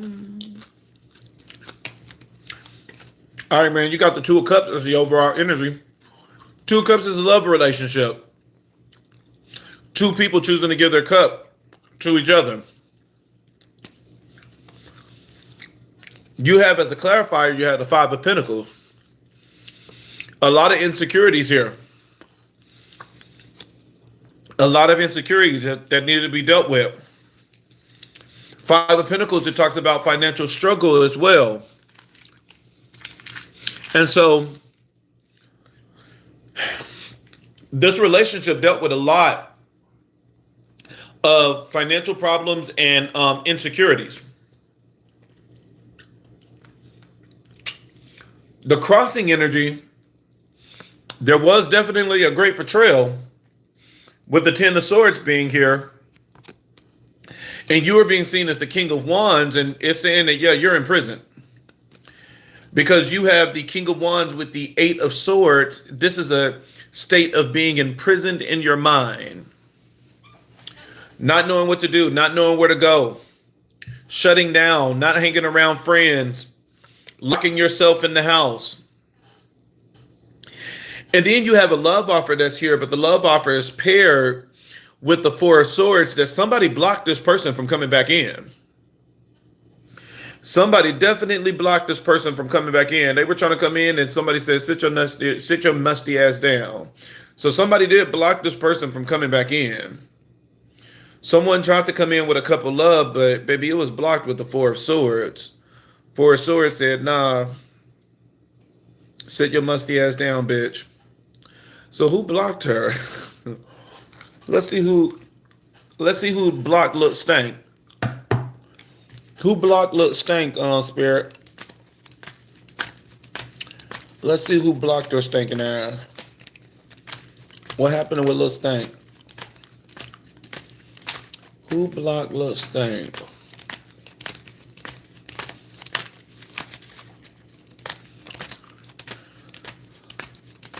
Who blocked Lil Stank, Spirit? Who blocked Lil Stank?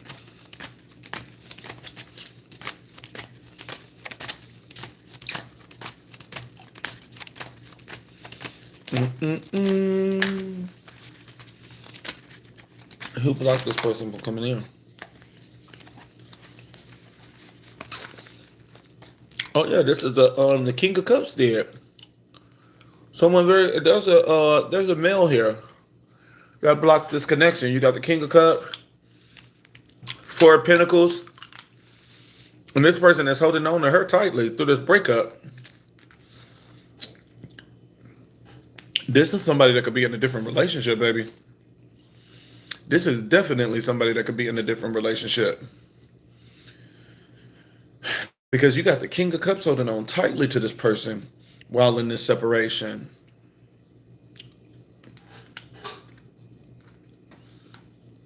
I don't think it's a matter of this was somebody you weren't supposed to be with.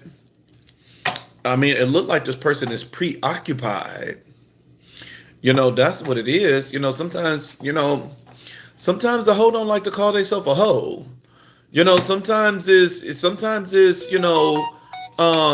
want to be fancy with it. Like, I'm not a hoe. I'm a worker. I'm a street worker. Level 5. You know, sometimes people want to put a different title on it. But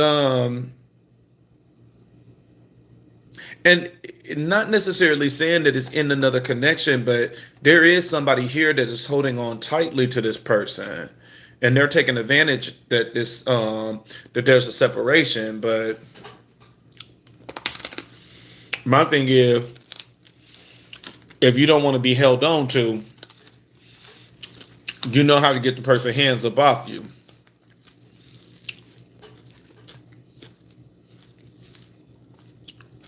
Crowning energy is the Page of Pentacles.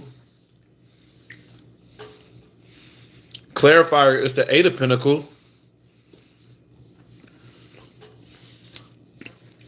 There's something that Spirit wants you to say. It's something that you need to learn that you haven't learned yet. Because both these cards, the Page of Pentacles and the Eight of Pentacles, it talks about developing a skill, the development of a skill. This separation is supposed to be teaching you. And both of these are pentacles. This could have something to do with your work. That, if this was, Spirit telling you, open your own business, start doing something more at the job or something like that, this is the time for you to start doing it. Because it's saying that there's something that you're supposed to master, something you're supposed to develop.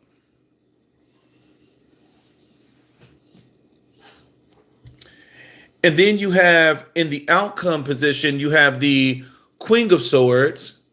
And the Queen of Swords is all about making an unbiased decision. You have the Clarifier as the Emperor and the Three of Cups. Somebody is coming in for you, but I don't think it's the person that you broke up with. Somebody is coming in for you, but it's not the person you broke up with.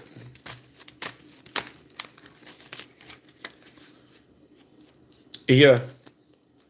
Because right here you have the Queen of Wands getting ready to come in, getting ready to rush in.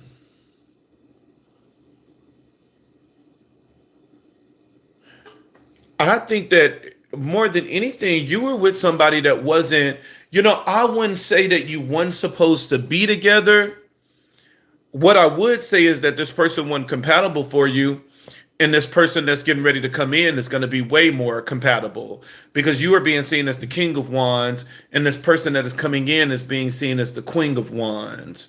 I wouldn't go so far to say, oh, y'all just weren't supposed to be together. But what I would say is that what's getting ready to come in for you is going to be more compatible than what you left.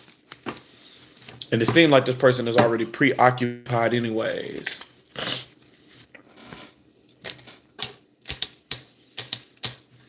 God will do what he said he will do. He's gonna stand by his word. He will come through. I've been having dreams about snakes. Ooh, I love snakes. Snakes are not bad. People always try to make it seem like snakes are bad. I'm not saying that you did that, but sometimes people be making it seem like snakes are bad. People don't realize snakes represent healing.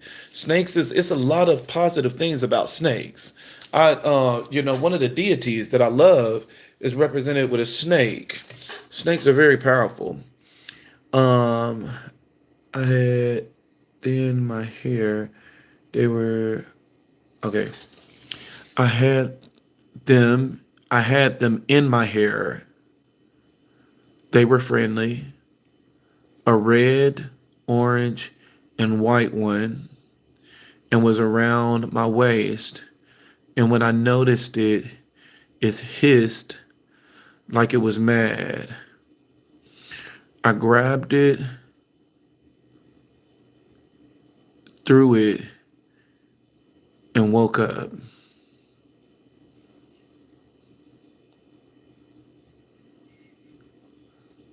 I've been having dreams about snakes. I had them in my hair, where they were friendly.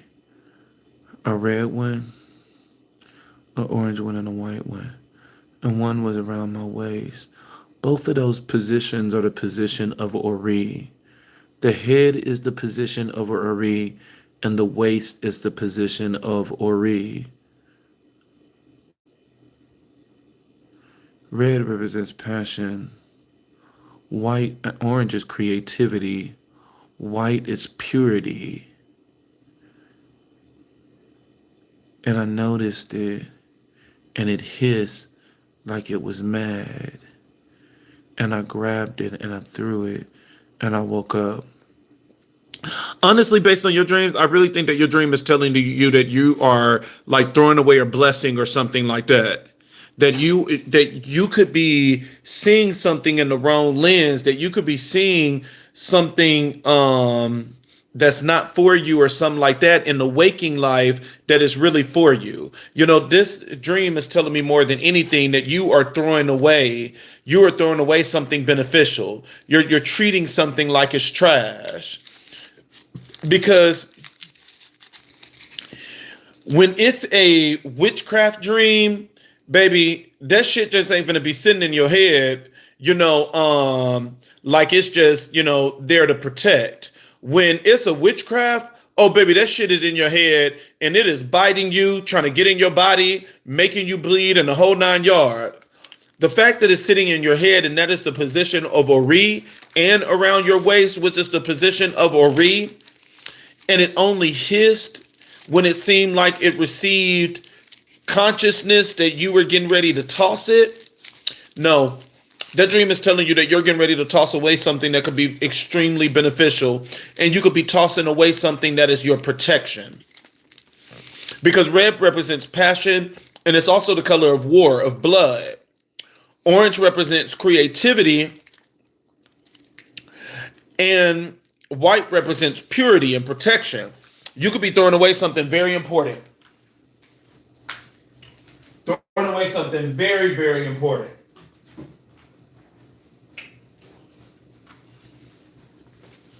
I'll be careful about what I throw away.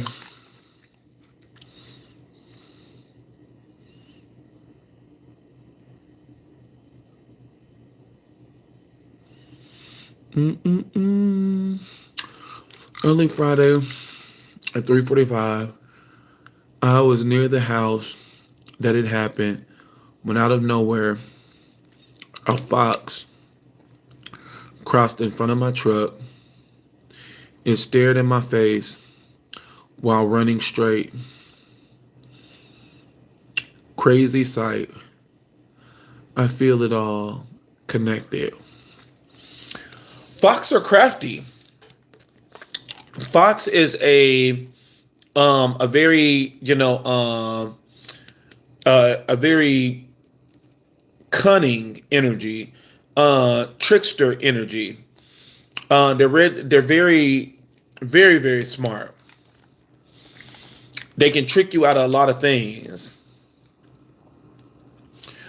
With the fox just crossing over, you didn't harm it, it didn't harm you.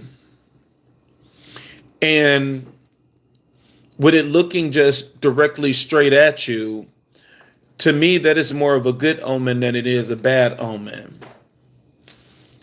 That is more of a good omen than it is a bad omen. It could be telling you a couple of things. It could be telling you that something creative is getting ready to come on your path. It could be telling you that you are going to be protected by something that's going to be manipulative in some type of way.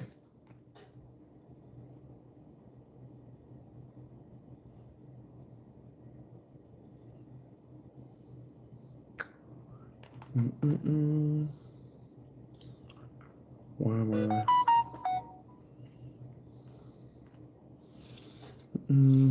Okay, I did this one.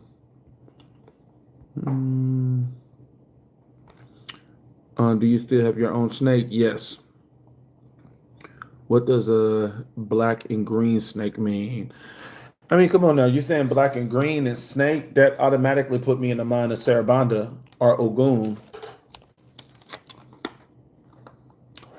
especially with those colors.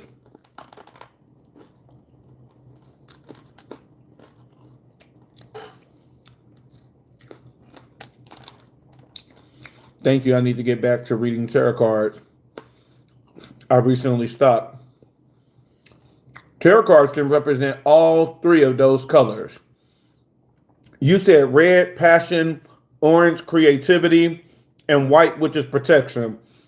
All three of those can represent tarot cards. I think that would be a really good move to make, is to get back into it. Because that will make perfect sense. Tarot cards is a representation of all three colors that you've seen in that dream. God will do what he said he will do. He will stand by his word.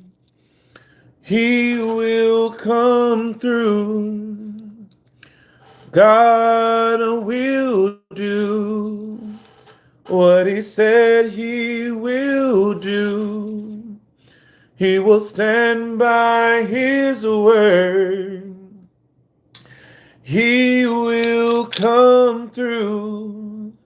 No weapon formed against me shall prosper. It won't work. No weapon formed against me shall prosper. It won't work. For God will do what he said he will do. He will stand by his word. He will come through. God will do what he said he will do. He will stand by his word. He will come through. No weapon formed against me shall prosper. It won't work. Thank you, Lord, for loving me. Thank you, Lord, for keeping me. Thank you for that day you came and broke the chains and set me free. Thank you for another chance. Gave me joy, now I can dance. Thank you, Lord. Thank you, Lord, for one more day. You made the raindrops go away. Thank you, 'cause my pain is gone. I know it came to make me strong. Thank you for another chance. Gave me joy, now I can dance. Thank you, Lord. Thank you, Lord.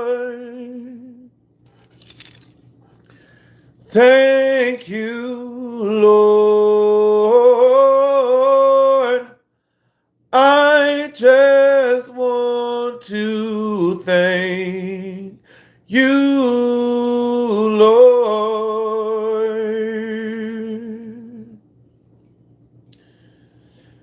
Thank you, Lord.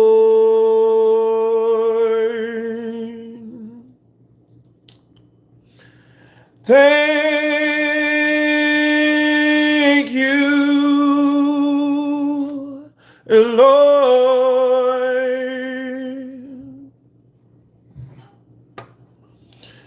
Thank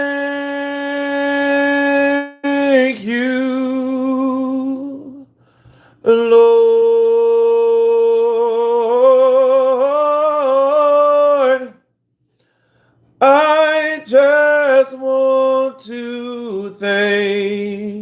you, Lord. Says we are asking questions. How do I get someone out of my energy? I've done cord cutting twice and it didn't work. I'm going to Florida in 10 days to see what else can be done. It depends on how this person got in your energy. If the person got into your, because let's just, cord cutting is, one of those things where it's like if the person kind of got in your energy, because of sex and stuff like that. But if somebody is using a different form to get into your energy, whether it is, taking your panties, for real, it sounds crazy. But remember, to do spell work on somebody, you don't want the clean. You do not want the clean. The clean can't do nothing for you. They have washed their essence off of that. You can't do anything with clean panties. You can't do anything with clean clothes. You can't do anything with a clean bra. But if you don't went in the laundry basket and took those dirty panties from out of the laundry basket and sniffing those things and then decided to do witchcraft, that's different from a cord cutting. You could do all the cord cuttings in the world and that's not going to remove that, because now somebody is literally doing active magic. This is not somebody tied to your energy because of a soul tie. This is somebody that is literally doing magic and probably still sniffing those panties at the same time. Some of these niggas be a freak and crazy.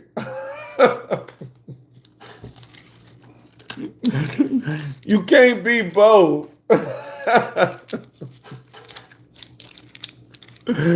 You can't be both. She like, nigga, I don't know if I need to suck your dick or stab you. You can't be both. Oh man. Same thing. I want neighbors out of my energy. When everybody just keeps saying, I want somebody out of my energy, how did they get in your energy?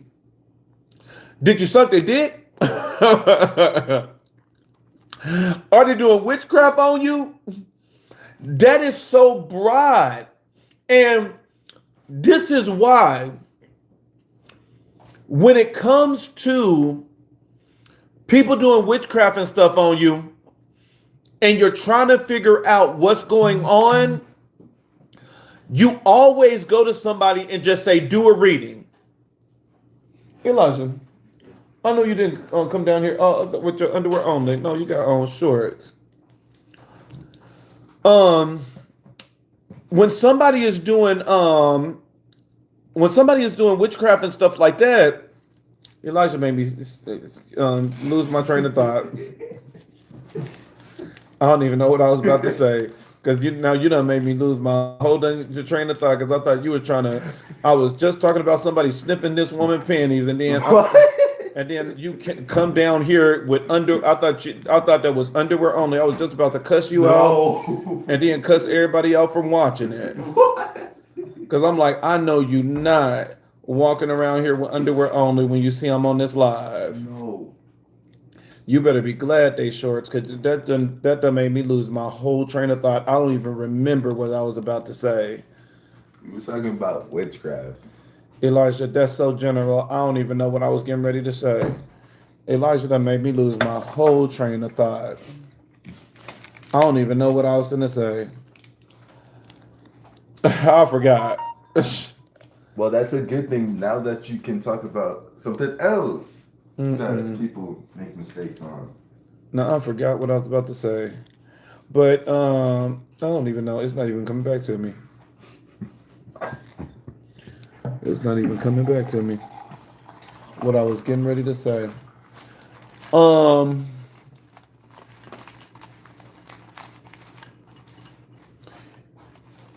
But it depends on how the person is doing. Whenever you feel something is happening, you are supposed to go to a reader and just say, "Do a reading on me."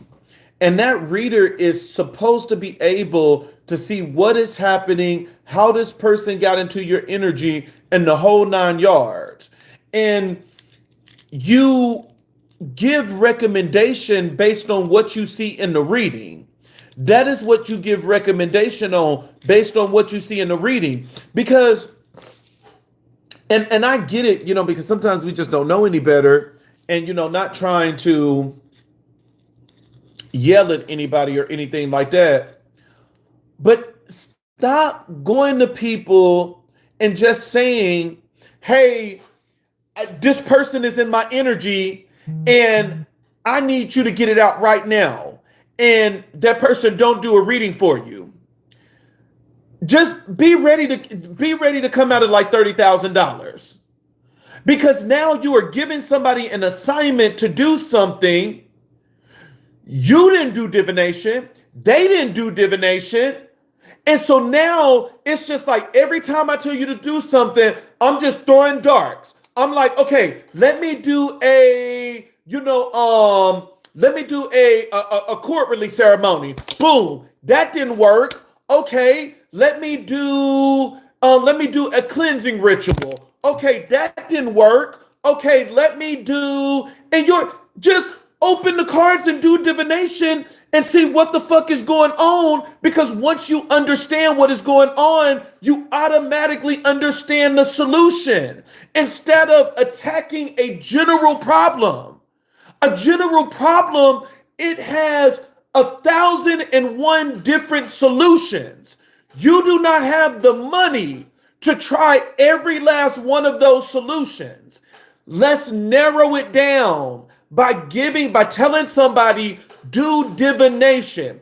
Divination is the first thing that is supposed to be done, because when you understand what is going on, you automatically understand the solution.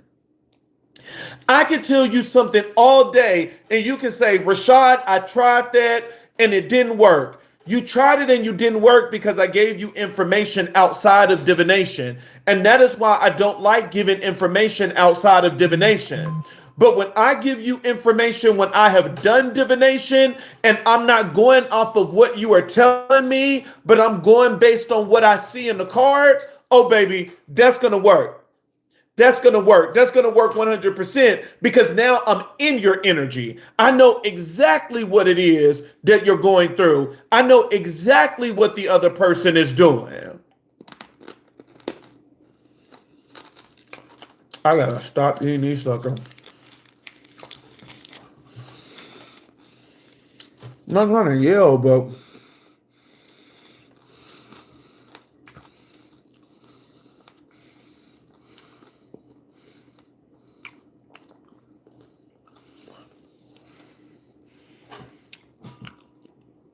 I agree with you to an extent, Stargazer. I agree to you to an extent. You said, "Declare and decree, no one is stronger than your intent. While you believe you need someone else, you keep yourself weak. Withdraw your attention, the branch will wither." I believe you to an extent. It's somewhat. Because it's just like what we talked about earlier on the live. If the person is not there yet, then that's not the solution for them. That is a solution for somebody that is awakened, that know who they are, and they are utilizing their ashe. If you are talking to somebody that is not awakened, that don't even understand that they possess this ashe, then that wouldn't be the solution or the answer for them. Because unfortunately, they're going to have to depend on the externals, the ancestors and stuff like that, until they understand who they are. And then when they understand who they are, that's when they will understand that you actually control Igun.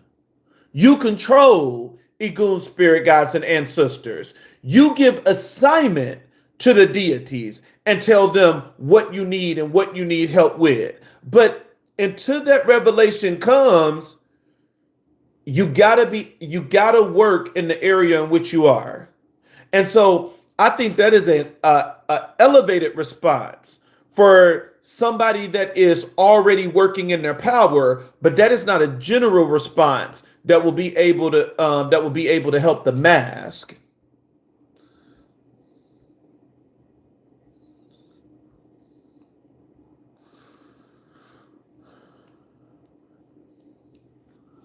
Same thing, I don't know. You just on a roll. I'm for some reason I'm only seeing yours.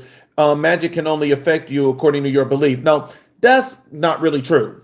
No, magic can affect anybody. now, no, people have tested that over the years that they like, oh, magic can only affect you if you believe in it. And then these voodoo priestess taught them what real magic is. Magic can affect anybody, but the only thing about it is that if you are at a elevated state, even when that magic come in and it tries to take you out, you will feel the effects of it, but it won't overtake you. It will not overtake you. You will be, but it will still change some things in your life.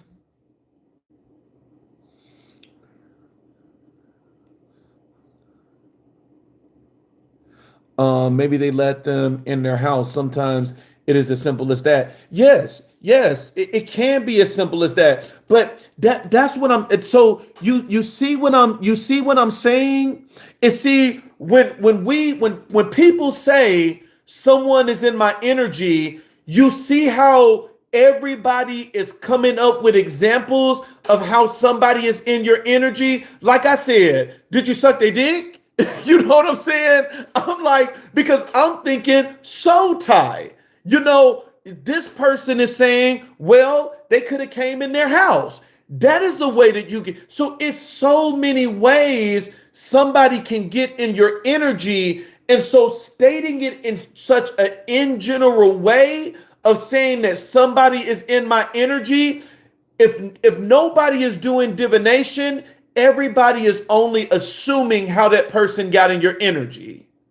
And those are two completely different ways in order to get rid of that energy.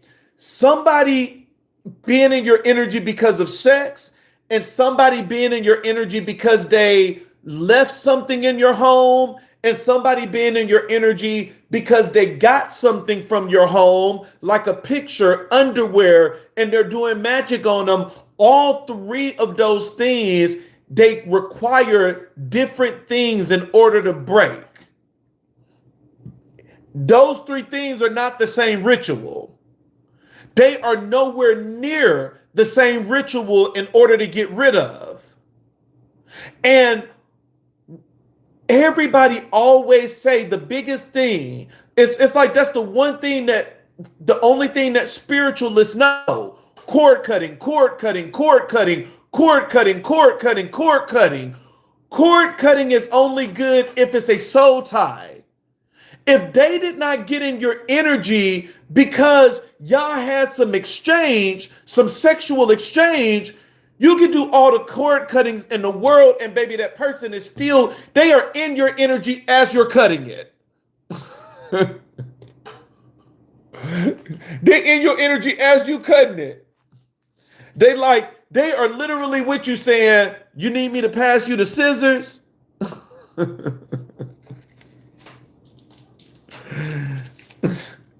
Cord cuttings is literally, it's really powerful for an intimate, connection of being in your energy. But outside of that, not really. They can be an over intrusive neighbor. Yeah, but an over intrusive neighbor is not gonna, that's not enough for somebody to be in your energy. You we're talking about. Getting someone out. Your energy, the neighbor. Somebody said the neighbor Rashad. Hey, some people be getting it in with their neighbor. You never know. But and I think too, you know, and y'all, if people know. People know my facial expressions and stuff like that because I was singing earlier and I was just smiling because I be thinking of crazy shit. I be thinking of crazy shit. I had the sucker in my mouth while I was singing and I was just thinking, I was like, what if this sucker just fall in my throat and I start choking while I'm on this live? that had me giggling while I was like, no. What if this sucker just slide in and I'll I was laughing up a storm in my head, boy. I was laughing up a storm. And then I was like, let me not move my head. Let me not move my head. I don't know if this is me telling a joke or a prophecy where it's saying, one more turn and you about to choke. Oh man. But what I was gonna say is that when I'm doing the witchcraft reading for people,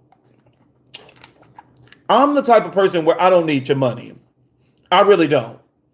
And so because I don't need your money, there is no need for me to rip you off. There is no need for me to tell you that you need something that you really don't need. And by the time I finish the second category and I turn my head and I look at you and I say, so why do you think you under witchcraft? Just know that the reading is telling me that you're not under magic. And sometimes people think that they're under magic and they're not.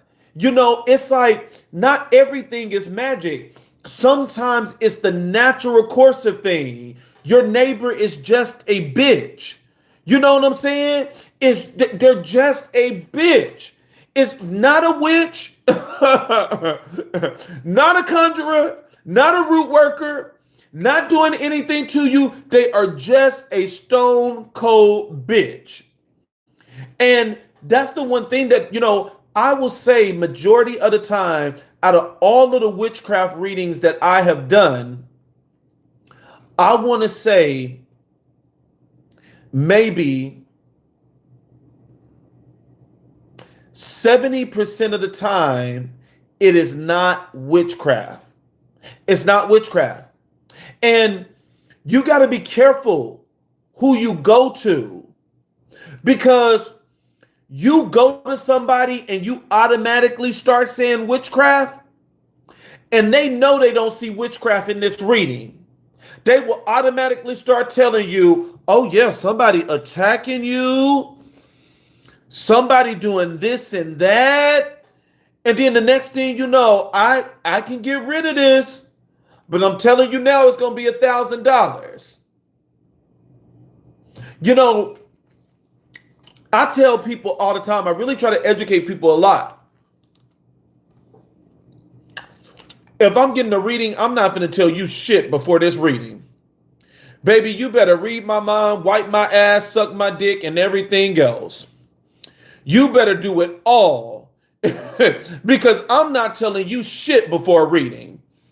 You better be able to see everything, tell me everything, because that is the purpose of divination. The purpose of divination is not for me to start coming to you and chatting and saying this, and another. You should be able to tell me what is going on in my energy. And once you have been able to tell me, that is when you should be able to speak now and say, this is what's going on. You notice that when I do my live readings on Sunday, I always make them shut the fuck up. I don't even give them room to speak.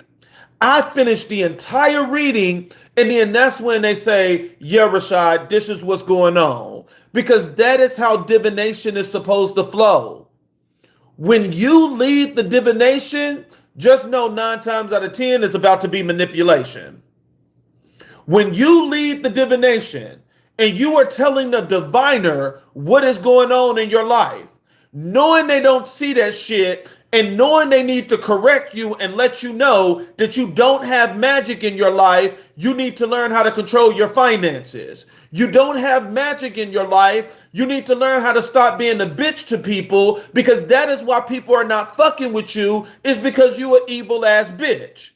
And when you are convincing the diviner that you are under witchcraft, and especially if they got a bill that need to be paid, and they didn't know how that bill was going to be paid, they looking at you as a blessing now. You know what? You are under witchcraft, and the cards is telling me this is your mama and this is your brother you just told me about. Both of them doing magic on you. Give me $1,000 and I can make this go away. And that person is taking your money and not doing shit because there's nothing wrong with you spiritually. Your problem is your attitude. Be careful. Never speak before the reading. If you didn't take anything else from this live, take that. Never speak before the reading.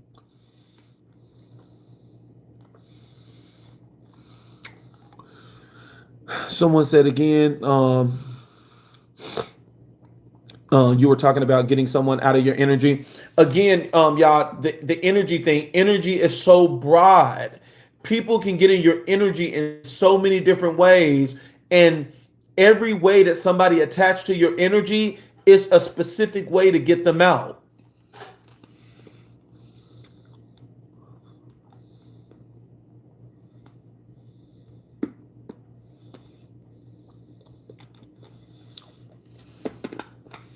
And that's the one thing about it. This person said he's an ex, and that's why he's in order. I don't believe he is into that stuff. You'll be surprised, baby.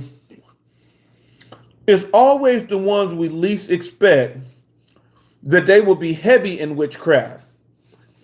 And it's always the ones that we expect. Sometimes they don't do a damn thing or they don't know a damn thing. You'll have somebody all on TikTok. I'm the most powerfulest witch in the world. Mujo Jojo Cabacadabra ga ga ga ga ga. And in real life, they don't know a goddamn thing. They have never done a spell before. It is nothing but an act. You'll be surprised. It's the ones that you least expect. They know all the fucking rituals and destroying people's life in the quiet. And it's the ones that you think that know everything don't know a damn thing. Because that's just like me. I can't tell you a lot about sending magic because that is not my expertise. You know, because it's something that I really don't believe in. And so sending magic, like, you know, some rituals, I know how it's performed. You won't get me to perform it under no circumstance. But mine is defensive and protective magic. That is where I, sit. Is that, I am big on protective spells. I'm big on, I'm big on protecting everything and defending yourself, cleansing yourself. I remember the day that I learned Oshun bath, that when you feel that the spirit of death is on you, that you feel that somebody is about to die, that it's a ritual that you can do with Oshun. And so that's what I'm about. I'm about, removing witchcraft, preventing negative things from happening. That's the side that I like to sit on.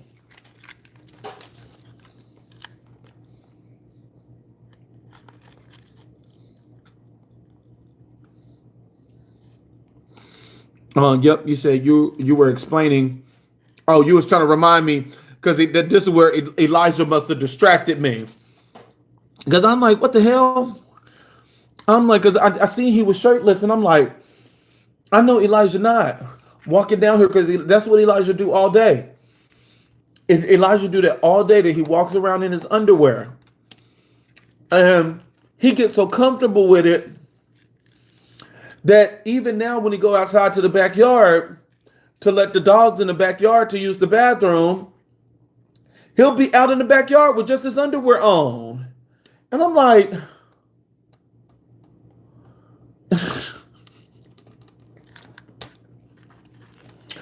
it is what it is. Thank God he comfortable, you know what I'm saying? But I'm just like,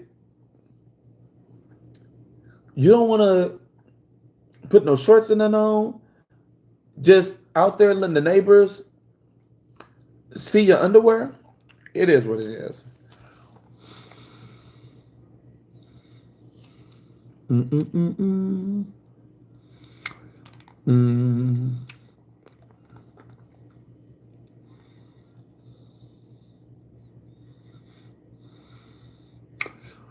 I feel like Kate, my twin flame. I feel like Kate, my twin flame, consistently in my head.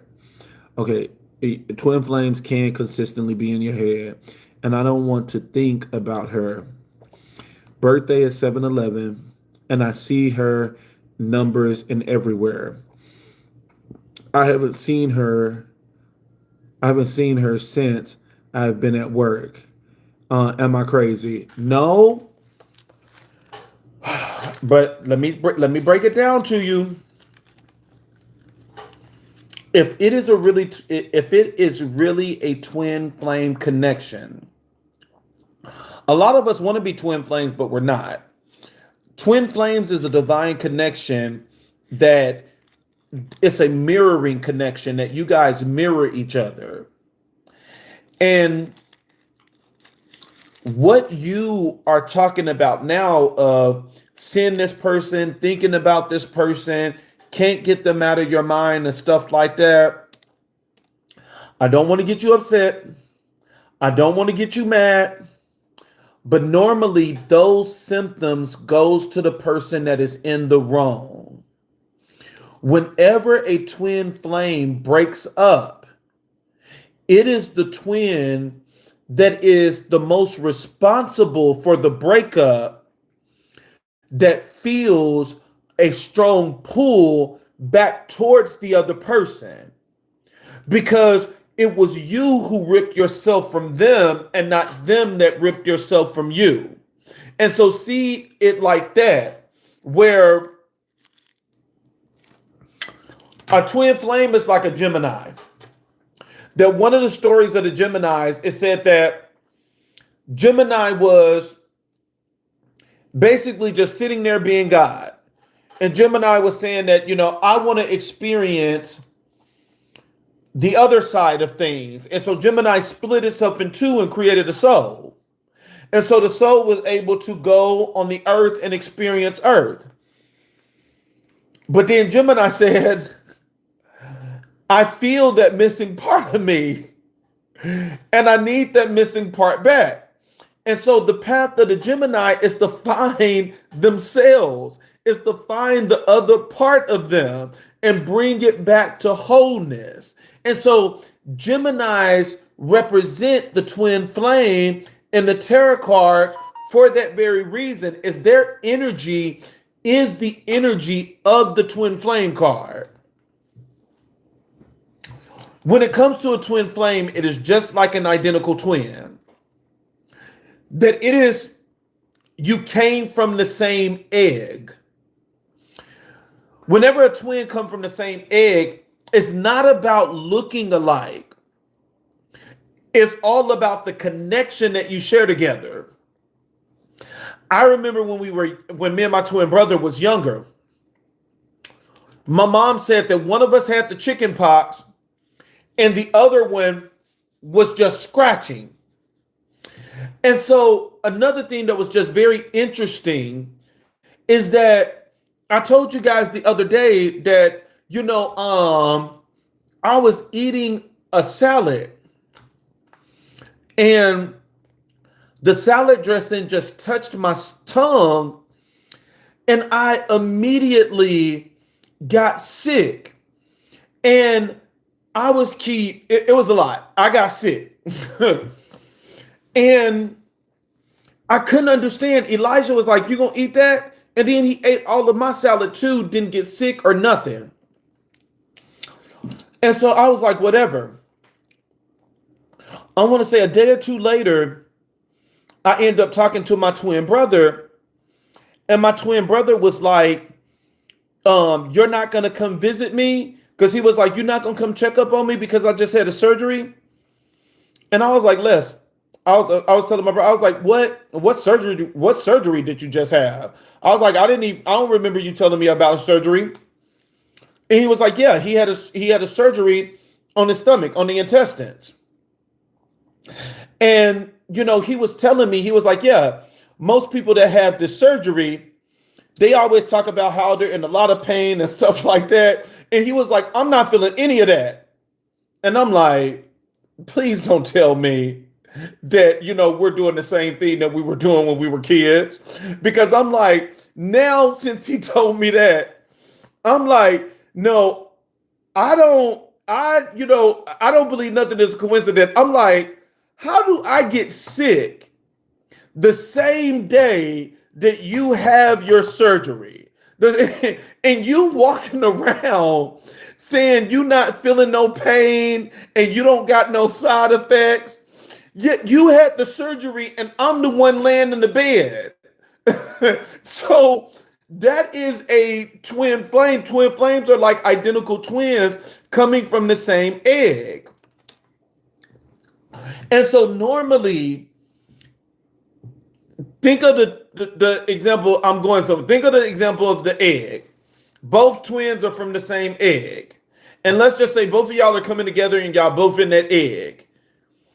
The one that separates himself from the egg, the one that separates himself from the relationship, that is the one that, if it's truly a twin flame, that person goes through a mental hell, a mental turmoil until they come back to the relationship. And so if you're feeling symptoms of missing the person and stuff like that, you could be the one that was the wrong in the relationship and you need to get back in that relationship.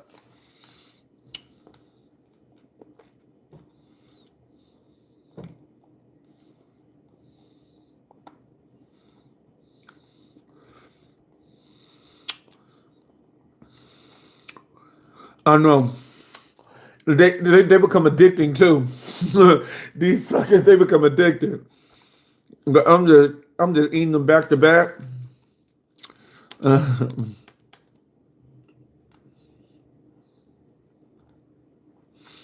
Okay. Are you talking to me? Kind. The more I see and listen to you, it feels like it's getting less. What is getting less? But is that the black magic? Black magic is not going to go away just by listening to something. There's always specific things that need to be done in order for a spell to break.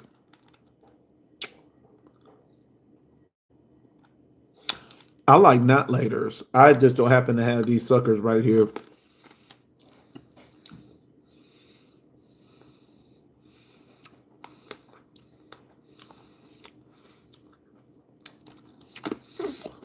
Then you have to teach them, give a man a fish and he eat for a day. Just yeah, but it's a slow process. I think that, and not talking about you specifically, I think that that is what's wrong with a lot of spiritual people, is that when we finally get up here and we removed ourselves from the childhood trauma and all of this other stuff that has happened to us, and we finally get into the awakened state, sometimes we get to that awakened state and we forgot how we got there. That sometimes we get to that awakened state. You see that all the time with the Babalaos and the Orishas. They get to that awakened state and they forget that if you speak on the level of the awakened state to 15-year-old you when you were just dealing with being bullied or whatever the case may be, you would have been like, what the fuck, get that shit out of here. You wouldn't have believed it. And so sometimes we got to go back to say, how do I put myself in a position that I will be received from 15-year-old me, from 20-year-old me? Because just like we had to get those small steps in order to get to awakening, it is the same way for everybody else. And, sometimes, a lot of times at the awakened state, we talk over people's head. And that's why, I don't know what made me talk about the tarot card now. That's the thing that I love about the Queen of Pentacles out of all of the other queens. The Queen of Pentacles is noted for being practical. She is the one that she talks to you based on the level that you are on. Whereas the Queen of Cups and stuff sometimes can talk over your head and you like, oh, I didn't get that. You know what I'm saying? But the Queen of Pentacles is going to talk on your level. They're going to meet you exactly where you are and they're going to speak on that level because every level is different. 311 Pisces. I'm really enjoying this live in chat. Absolutely right. Just listening. Call back your energy. Yep, calling back your energy is really important. Raise your vibration. Yes. Especially if they come in your house and the first thing they do is go to the bathroom, check your toilets. Ooh, that's a good one. Sometimes they always don't leave shit. But yeah, no, for real. No joke. Allowing people to come in your home, it do put you in a vulnerable state because, some people can do spells and what do I want to say? Some people can do spells to, I'll say consecrate an item. And as long as that item is in your house, everything will keep falling apart until you remove that item from your home. And normally when people do spells like that, they will try to put those items in a very sneaky place that you would never look, and so be careful. And, when it comes to stuff like that, spirit will reveal it to you, but let's make sure we're paying attention to spirit.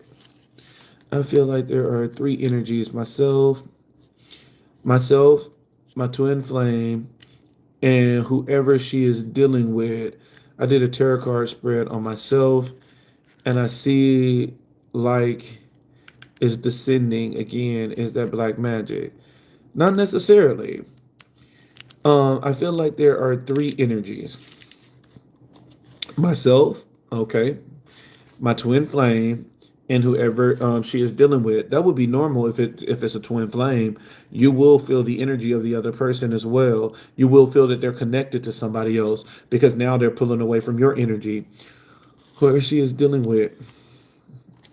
I did a tarot card spread on myself, and I see like it's descending again. It depends on the cards. Tell me what cards was there. What cards was there? What cards was in the overall energy? Video board in the chat. Hey, tell me what cards was there. I can get a reading today. Can I get a reading today? You can go on my channel and sign up for one. Oh, if not, I do my free readings tomorrow. I just wanted to do a reading for Homeboy just to see what was in that energy. And the neighbors does intentional things when they know I'm home, like sweeping on floor, letting their dogs bark 3 or 4 a.m. and still hold my peace. Yeah, no, I don't like the sweeping Man, it's so much stuff out. I would do with bad neighbors. I would be doing a banishing spell. I would be doing a banishing spell to get banishing spells are not bad. Banishing spells remove the person from you, but with a banishing spell, you'll be surprised how it manifests. Sometimes a banishing spell can manifest that the person will end up getting a job in a different state and it requires them to move. So you'll be surprised how a banishing spell will work. A banishing spell is not, oh, you did a banishing spell and now they got into a car accident. That's not a banishing spell. Banishing spell just keeps that person out of your energy.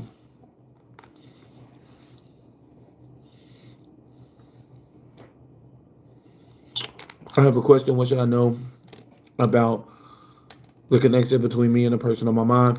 I'm not doing any readings today. I just did a reading for the one person. I was feeling sorry for him. I really was. But I'll do my readings tomorrow on TikTok. Return to sender, pure state of liquid. Oh yeah, return to sender is good. Yep, I agree. What about being celibate? Oh, that's really good. Being celibate is good, but at the end of the day, we got to understand that we all have, needs. Don't push it more than what you can really handle it for. At the end of the day, we remember we were made to connect, and so in that time, find somebody to connect with.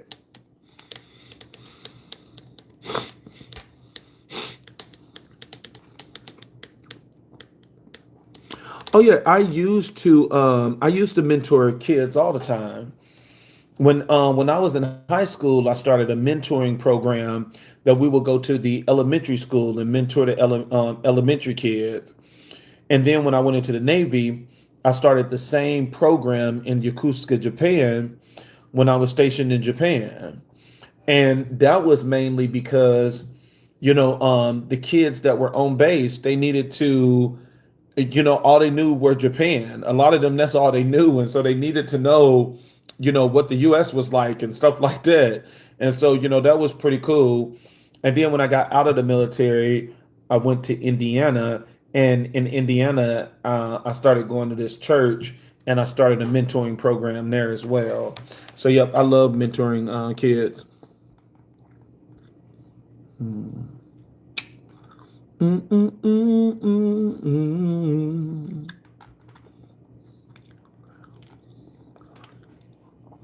Oh yeah, if somebody signed up for a reading out, but I don't even think none of the readings would allow it to be today. Mm, mm, mm, mm, mm, mm. Hey, Mr. You're great. Father, have you ever thought about mentoring teens? Oh, yep, I did it. I answered that exactly. Never speak before your reading. So true. My aunt taught me that years ago. Oh yeah, never speak before your reading. People will use the shit out of you. What is response? But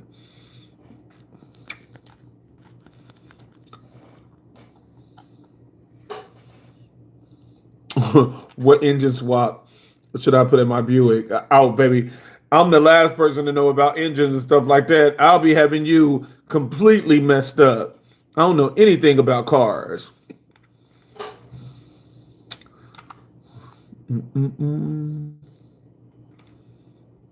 Mm-mm-mm. I haven't seen.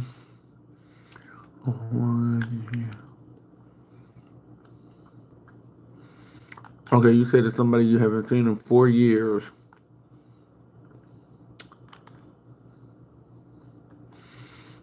Oh yeah, somebody you haven't seen in 4 years. Yeah, shoots. Oh yeah, see, you're feeling that energy of the twin flame. And have you broke the have you broke the silence to try to reach out?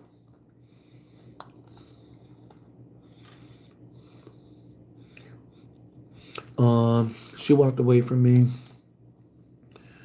I pulled cards. The twin flame always come out, and we are both twins in real life. Oh, nice. That's nice. I like that. when you're doing your divination, as you're doing your card, you need to ask Spirit, what am I supposed to do? And see what comes out. What advice are you giving me that I need to do? What do I need to do in order to move forward? What do I need to do in order to bring this connection back together? And see what comes out. Here we go.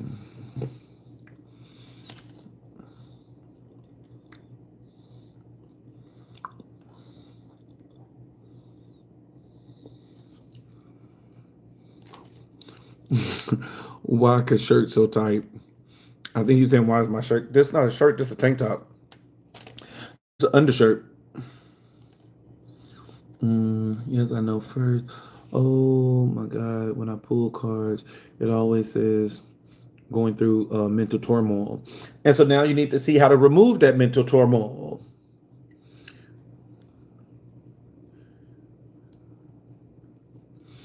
Can you speak on the Mary Jane? What you mean? Mary Jane as in what? Mary Jane has a lot of, because that is a nickname for marijuana as well. So what you mean? Can you speak on Mary Jane? Because if you're talking about weed is a opener. You know, all of those drugs that can cause hallucination and things like that, it opens you up. It's a lot of things you can do, with it in order to, meditate and stuff like that. But, that's the one thing about us. We do it to, get high and stuff like that, and not with the intentions of just using this just to calm the body down a little bit, that we can sit back, relax, and meditate. And it's when we use these things just to get high and stuff like that, we be laid out and having all types of shit attached to us. Let me see. Your twin flame connections remind me of a man having the woman's pregnancy. Oh yeah, hey, yep, yeah. Because that's the one thing about me and my twin brother. We have always been like that. That one of us will end up getting all the symptoms, but the other person will be feeling it. Because especially with my brother tripped me out. He was like, "Oh yeah, I just had this surgery." And he was like, "People talk about the pain and stuff like that you get from it," and I'm just walking around no pain, and I'm like, "Nigga," I'm like, the same day I get sick, I walked away from mine long ago because it was inconsistent. I also suspected he had a third party. You walked away from what? A twin flame? A twin flame is like a boomerang. They always gonna come back.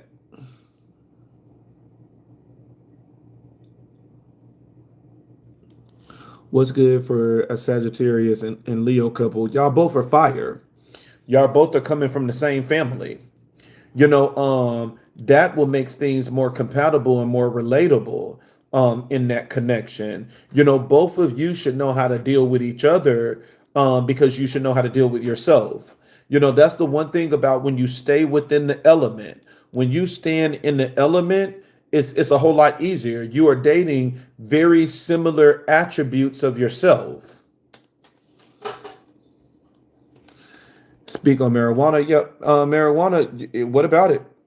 It's something that can be beneficial, but it depends on how you use it. So many people abuse it just to get high. And it's like, if you're using it to calm the body down so that you can meditate and stuff like that, it can be extremely beneficial, spiritual. What's the name of what is the name of the, I will follow you. What's the name of your TikTok? Oh, TikTok is Rashad King. Rashad King 2017. The link is in the bio. The link is in the comments of the videos too. And the link is in every video description. Okay, he still tries to connect with me via dreams, asking to talk. And every time he tries to talk, there's another woman who comes around. and start humiliating him. Yeah, but that's the one thing about it is is it him um is it him trying to connect with you in your dreams, or is it your dreams that's giving you a premonition? Is it your dreams that's giving you divination of what's going on? So that is the thing that you need to discern. Is this really, him reaching out, trying to communicate with you telepathically, or is this, your spirit that is giving you, revelation of what's happening? What are your thoughts on the seven swords as advice, or something positive? What are your thoughts on the seven of swords? The seven of swords is manipulation and trickery. The seven of swords, it means that couple of things. What's surrounding the seven of swords, because it can change the outcome of the seven of swords. Because the seven of swords by itself is somebody that is sneaky, getting ready to steal from you, getting ready to take advantage of you, getting ready to take something valuable from you. But the seven of swords could also mean that this is a thief in the night. This is someone that is getting ready to leave, and they're going to leave your life, just like that, without giving you any notice, just grabbing as much stuff as they can. Because when you look at the seven of swords, he's running away with only five of the swords, and two of the swords he left behind. The seven of swords, on a positive note, can mean that somebody is getting ready to be very strategic, that they are strategizing their moves and their plans so that when they strike, it's going to be extremely successful. And so now the question would be, what other cards is surrounding the seven of swords?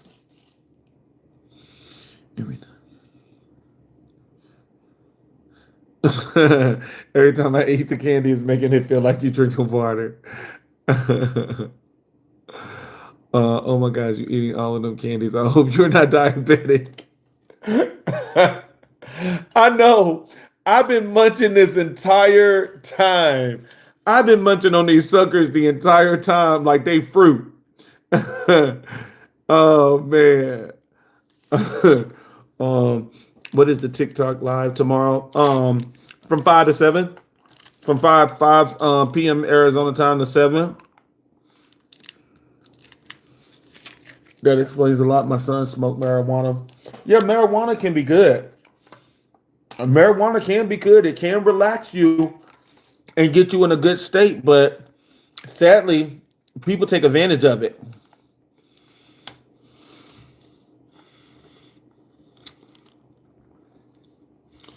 Let's see. I never seen someone that big talk about sensitive shit.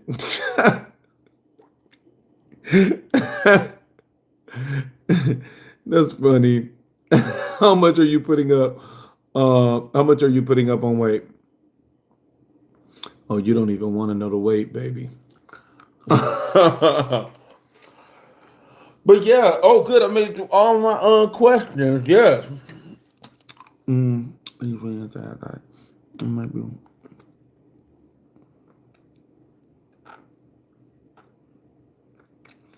Yeah, because that's the one thing about it is that normally if somebody is astro projecting, that bitch would have turned around and attacked you and slapped the shit out of you. And if it ain't no fights, that's not astro projecting. That is divination. That is a premonition that you are being able to see what is going on. Because astro projecting and stuff like that is active. That everybody is able to see each other. Everybody is able to interact with each other. But I believe that what you're seeing is actually a dream. I think that it's a dream that you're seeing what's going on.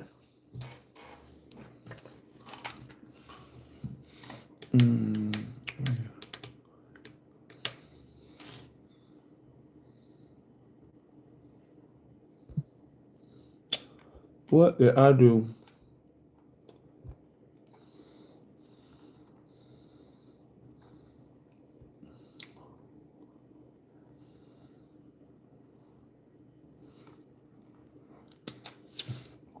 I hear you that you said weed at a young age isn't good. I don't like to give people advice like that because people are very protective of their kids. You know what I'm saying? People are when it comes to stuff, I've learned over the years, some shit you got to shut your mouth on. I don't give people if somebody asks me a question, how is marijuana? I'm gonna answer that. And I'm gonna shut the hell up. You know what I'm saying? Because yeah, no, kids is one of those things that you never. Oh God, yeah, you must when you have been around parents.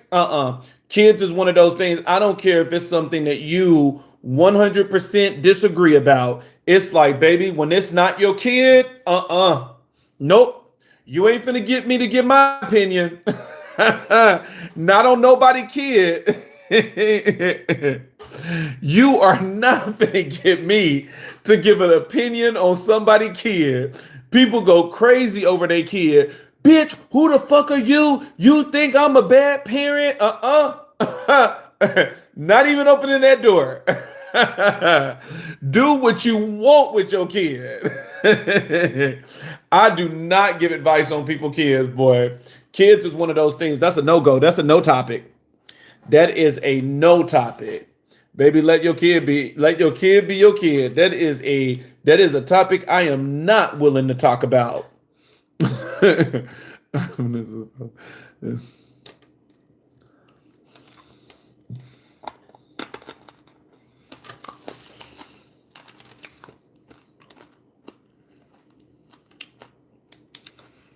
Oh yeah. Me too. Whenever they start legalizing something, no telling what's in that shit. Because Arizona, you can go to any dispensary and get it. I think you would have been better off trusting the weed man. Once the government is over something, I don't believe it. I don't trust it.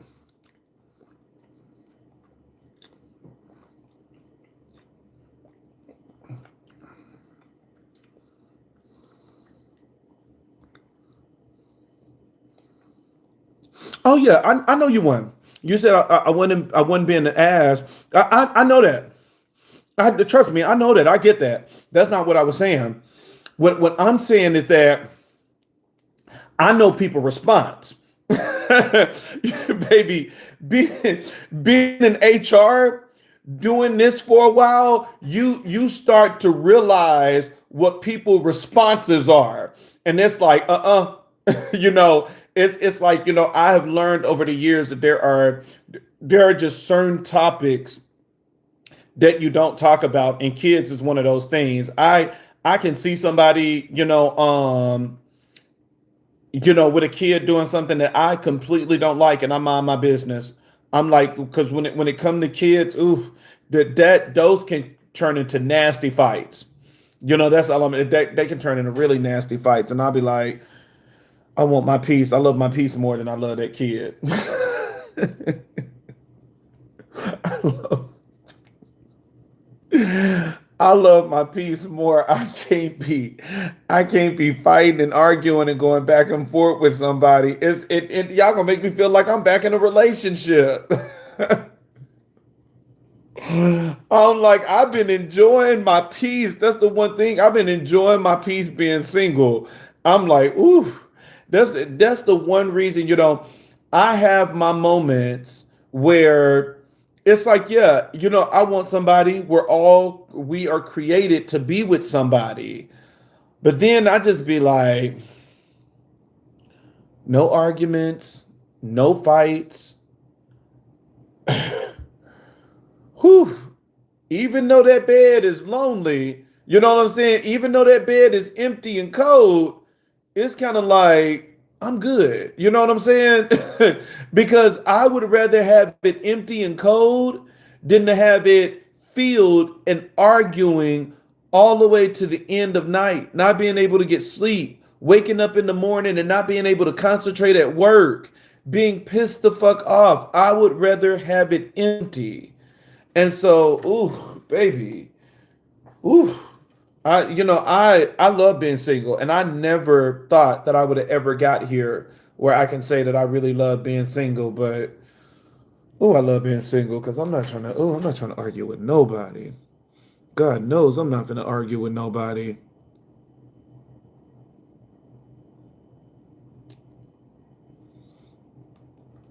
Oh yeah, I know Texas is going to ban it.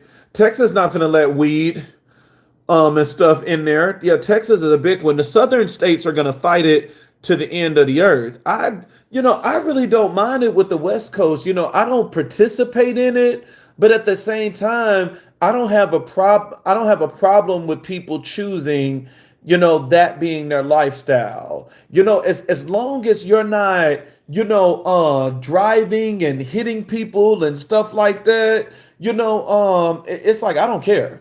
If it's gonna make people go home and relax more, they need to have dispensaries everywhere. I'm not gonna participate, but it's like, damn, because some people need to learn how to relax. Some people don't know how to relax. Oh, good. You don't need to smoke. Yep, never smoked before. You don't need to, baby.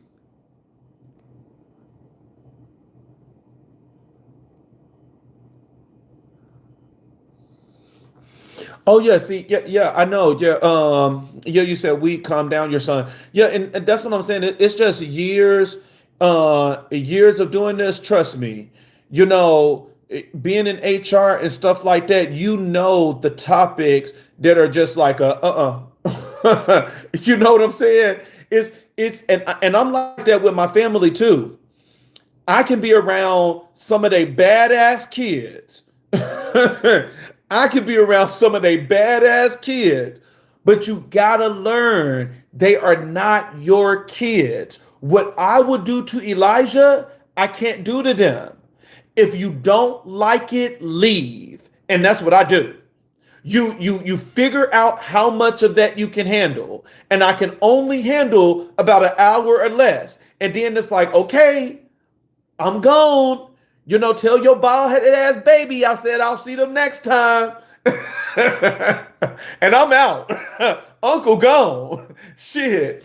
And so I do the same thing with my nieces and nephews on the ones that, because everybody is different. I had to learn that with my sister because I didn't like the fact that one of my nieces was keep calling me late at night, and I'm like, why she keep calling me? And I'm calling my sister like, why do she have the phone when you're asleep?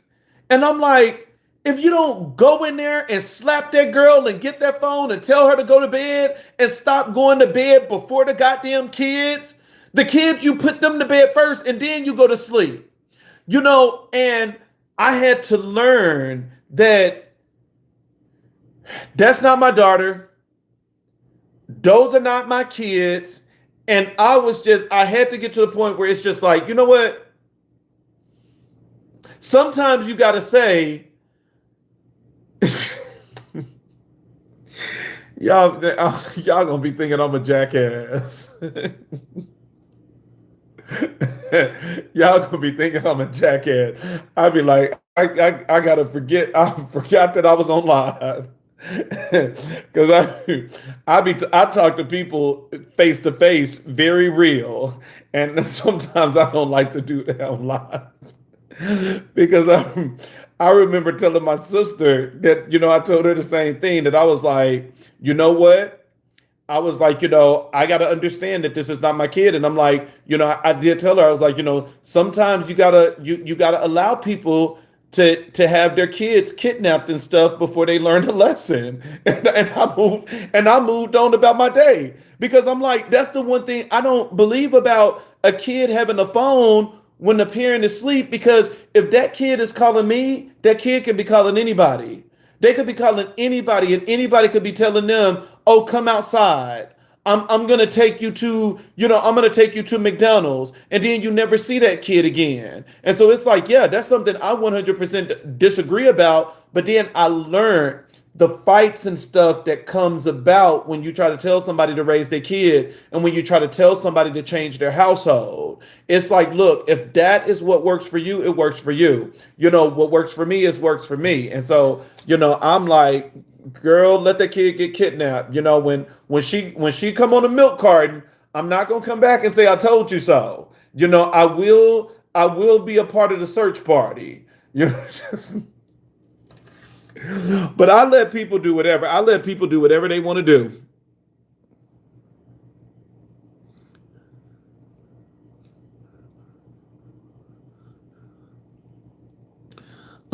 Are you good? Oh boy, I'm far from good. I'm nowhere near good. Nobody is perfect. Only agree to Oh yeah, no, I agree. I don't see why people be having stuff like that in the gas station and stuff like that. I agree. What about blue lotus flower? All of those things are really good. They're still herbs. At the end of the day, they are herbs, and herb possesses spiritual components. And everything is about the intentions of it. What is the intentions? Is the intentions relax you, get your mood, get the mood set, channeling, because imagine smoking and stuff like that before doing a reading, that you're more relaxed, that you're able to receive messages and everything more. It's just when we overdo it, it's a problem. That's the thing that we got to remember.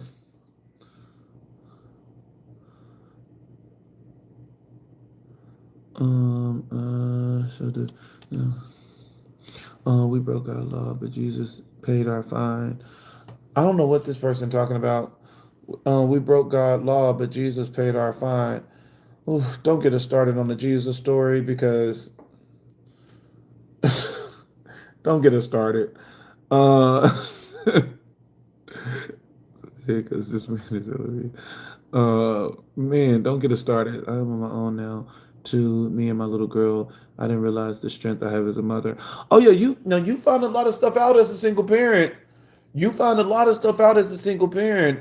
Sometimes I'd be like, ooh, sometimes I'll be like, damn. You know what I'm saying? Because it's a lot. It's a lot being a single parent. And I really do suggest everybody with kids to find a partner and don't do it all yourself, because, it's a headache doing it all yourself. But, it is what it is.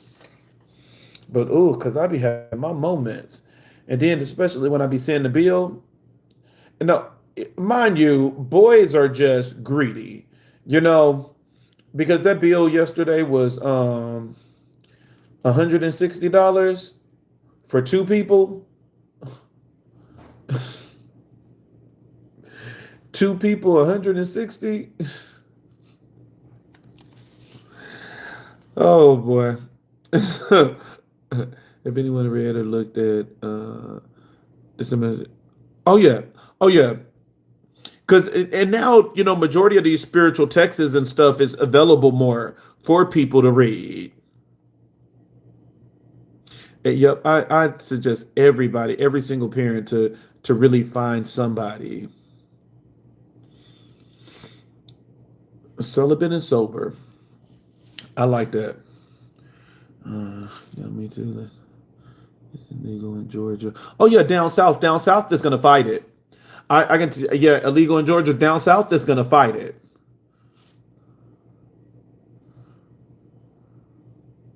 But I don't, even though it's, that's the one thing about it. Even though it's something that I don't participate in, I don't I don't mind it.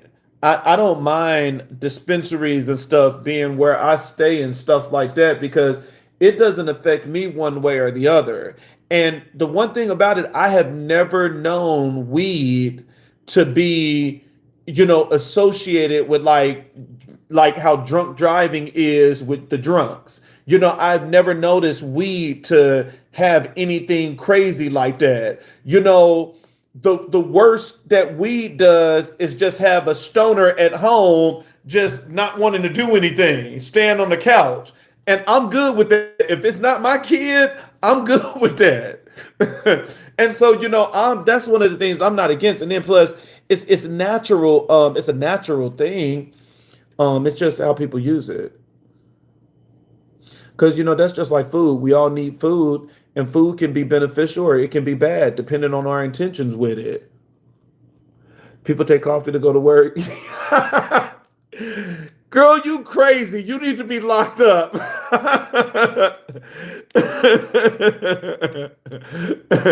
People take coffee to go to work, yet cocaine is illegal. This injustice needs to stop. Oh, man. She needs to be locked up. That is funny as hell. I feel you though. Like I said, I don't participate, but baby, if that's what you need to get up, and you know what? Real story. Real story. I remember when I was working in the manufacturing field. It was this one guy, he was such a hard worker. Everybody got along with him. I mean, he would work day in and day out. And he tested positive one day for cocaine. And he was like, "Oh, please tell me you're not going to fire me," because we had a zero tolerance policy. Once you test positive, you were out the door. And, he was just telling me, he was like, "Look, I'm in a lot of pain. This is what happened to me in the military." And, showed me all of these records and everything like that. And he just was the type that didn't want to go to the doctor and stuff like that. And, he just started, doing cocaine because that was the thing that, got the pain and stuff away and stuff. And, and I mean, you would have never guessed that this dude was on drugs. You would have never guessed. And so, look, I'm the type. The one thing about me being in the HR position, and I think that more HR people need to be like that, I am so non-judgmental. I do not think that I'm better than anybody. I'm not sitting up here on a high fucking horse. And just because it's something that I would not do and something that I disagree with, it doesn't mean that I don't understand somebody's circumstance. And, even with him, I was just like, let's just say he was still employed. I don't want to tell my business. Let's just say he was still employed. I mean, it's just, yeah, what people do, it's just not my business.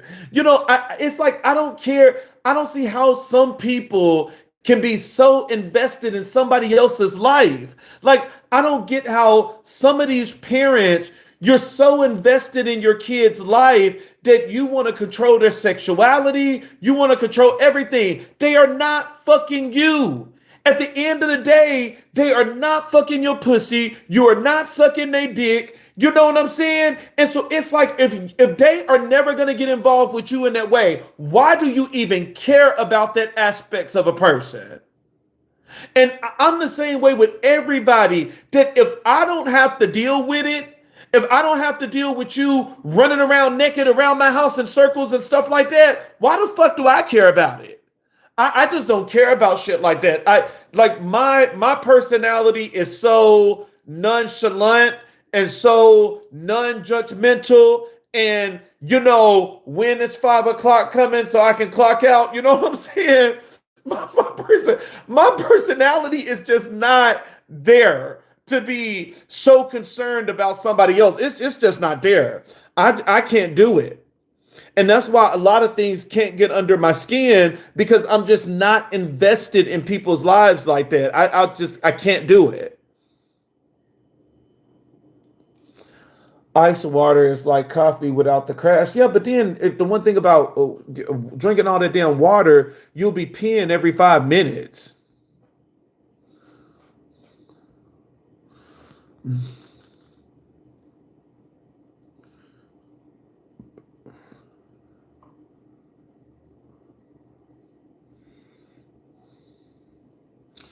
Right, I gotta take the phone before the bed.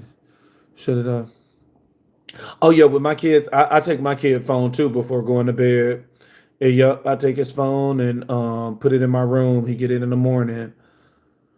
I smoked the lotus. Oh yeah, see that's good. My daughter is autistic, but sometimes she mentions bay leaf. Oh, I like bay. I do a lot of rituals with bay leaf. I mistakenly had edibles once, and I almost lost my mind. Never again.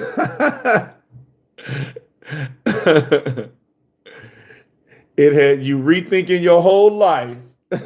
Hey everyone, questions. If you know someone did something to you to keep you stuck with them, then you get it reversed. I don't hate him. I still work with them. Am I dumb for not striking them back? No. That's what karma is for. Karma is always gonna do the job of sending energy back. Karma is always gonna do the job of getting them back. You don't have to do shit. You don't have to do a damn thing but keep existing and living.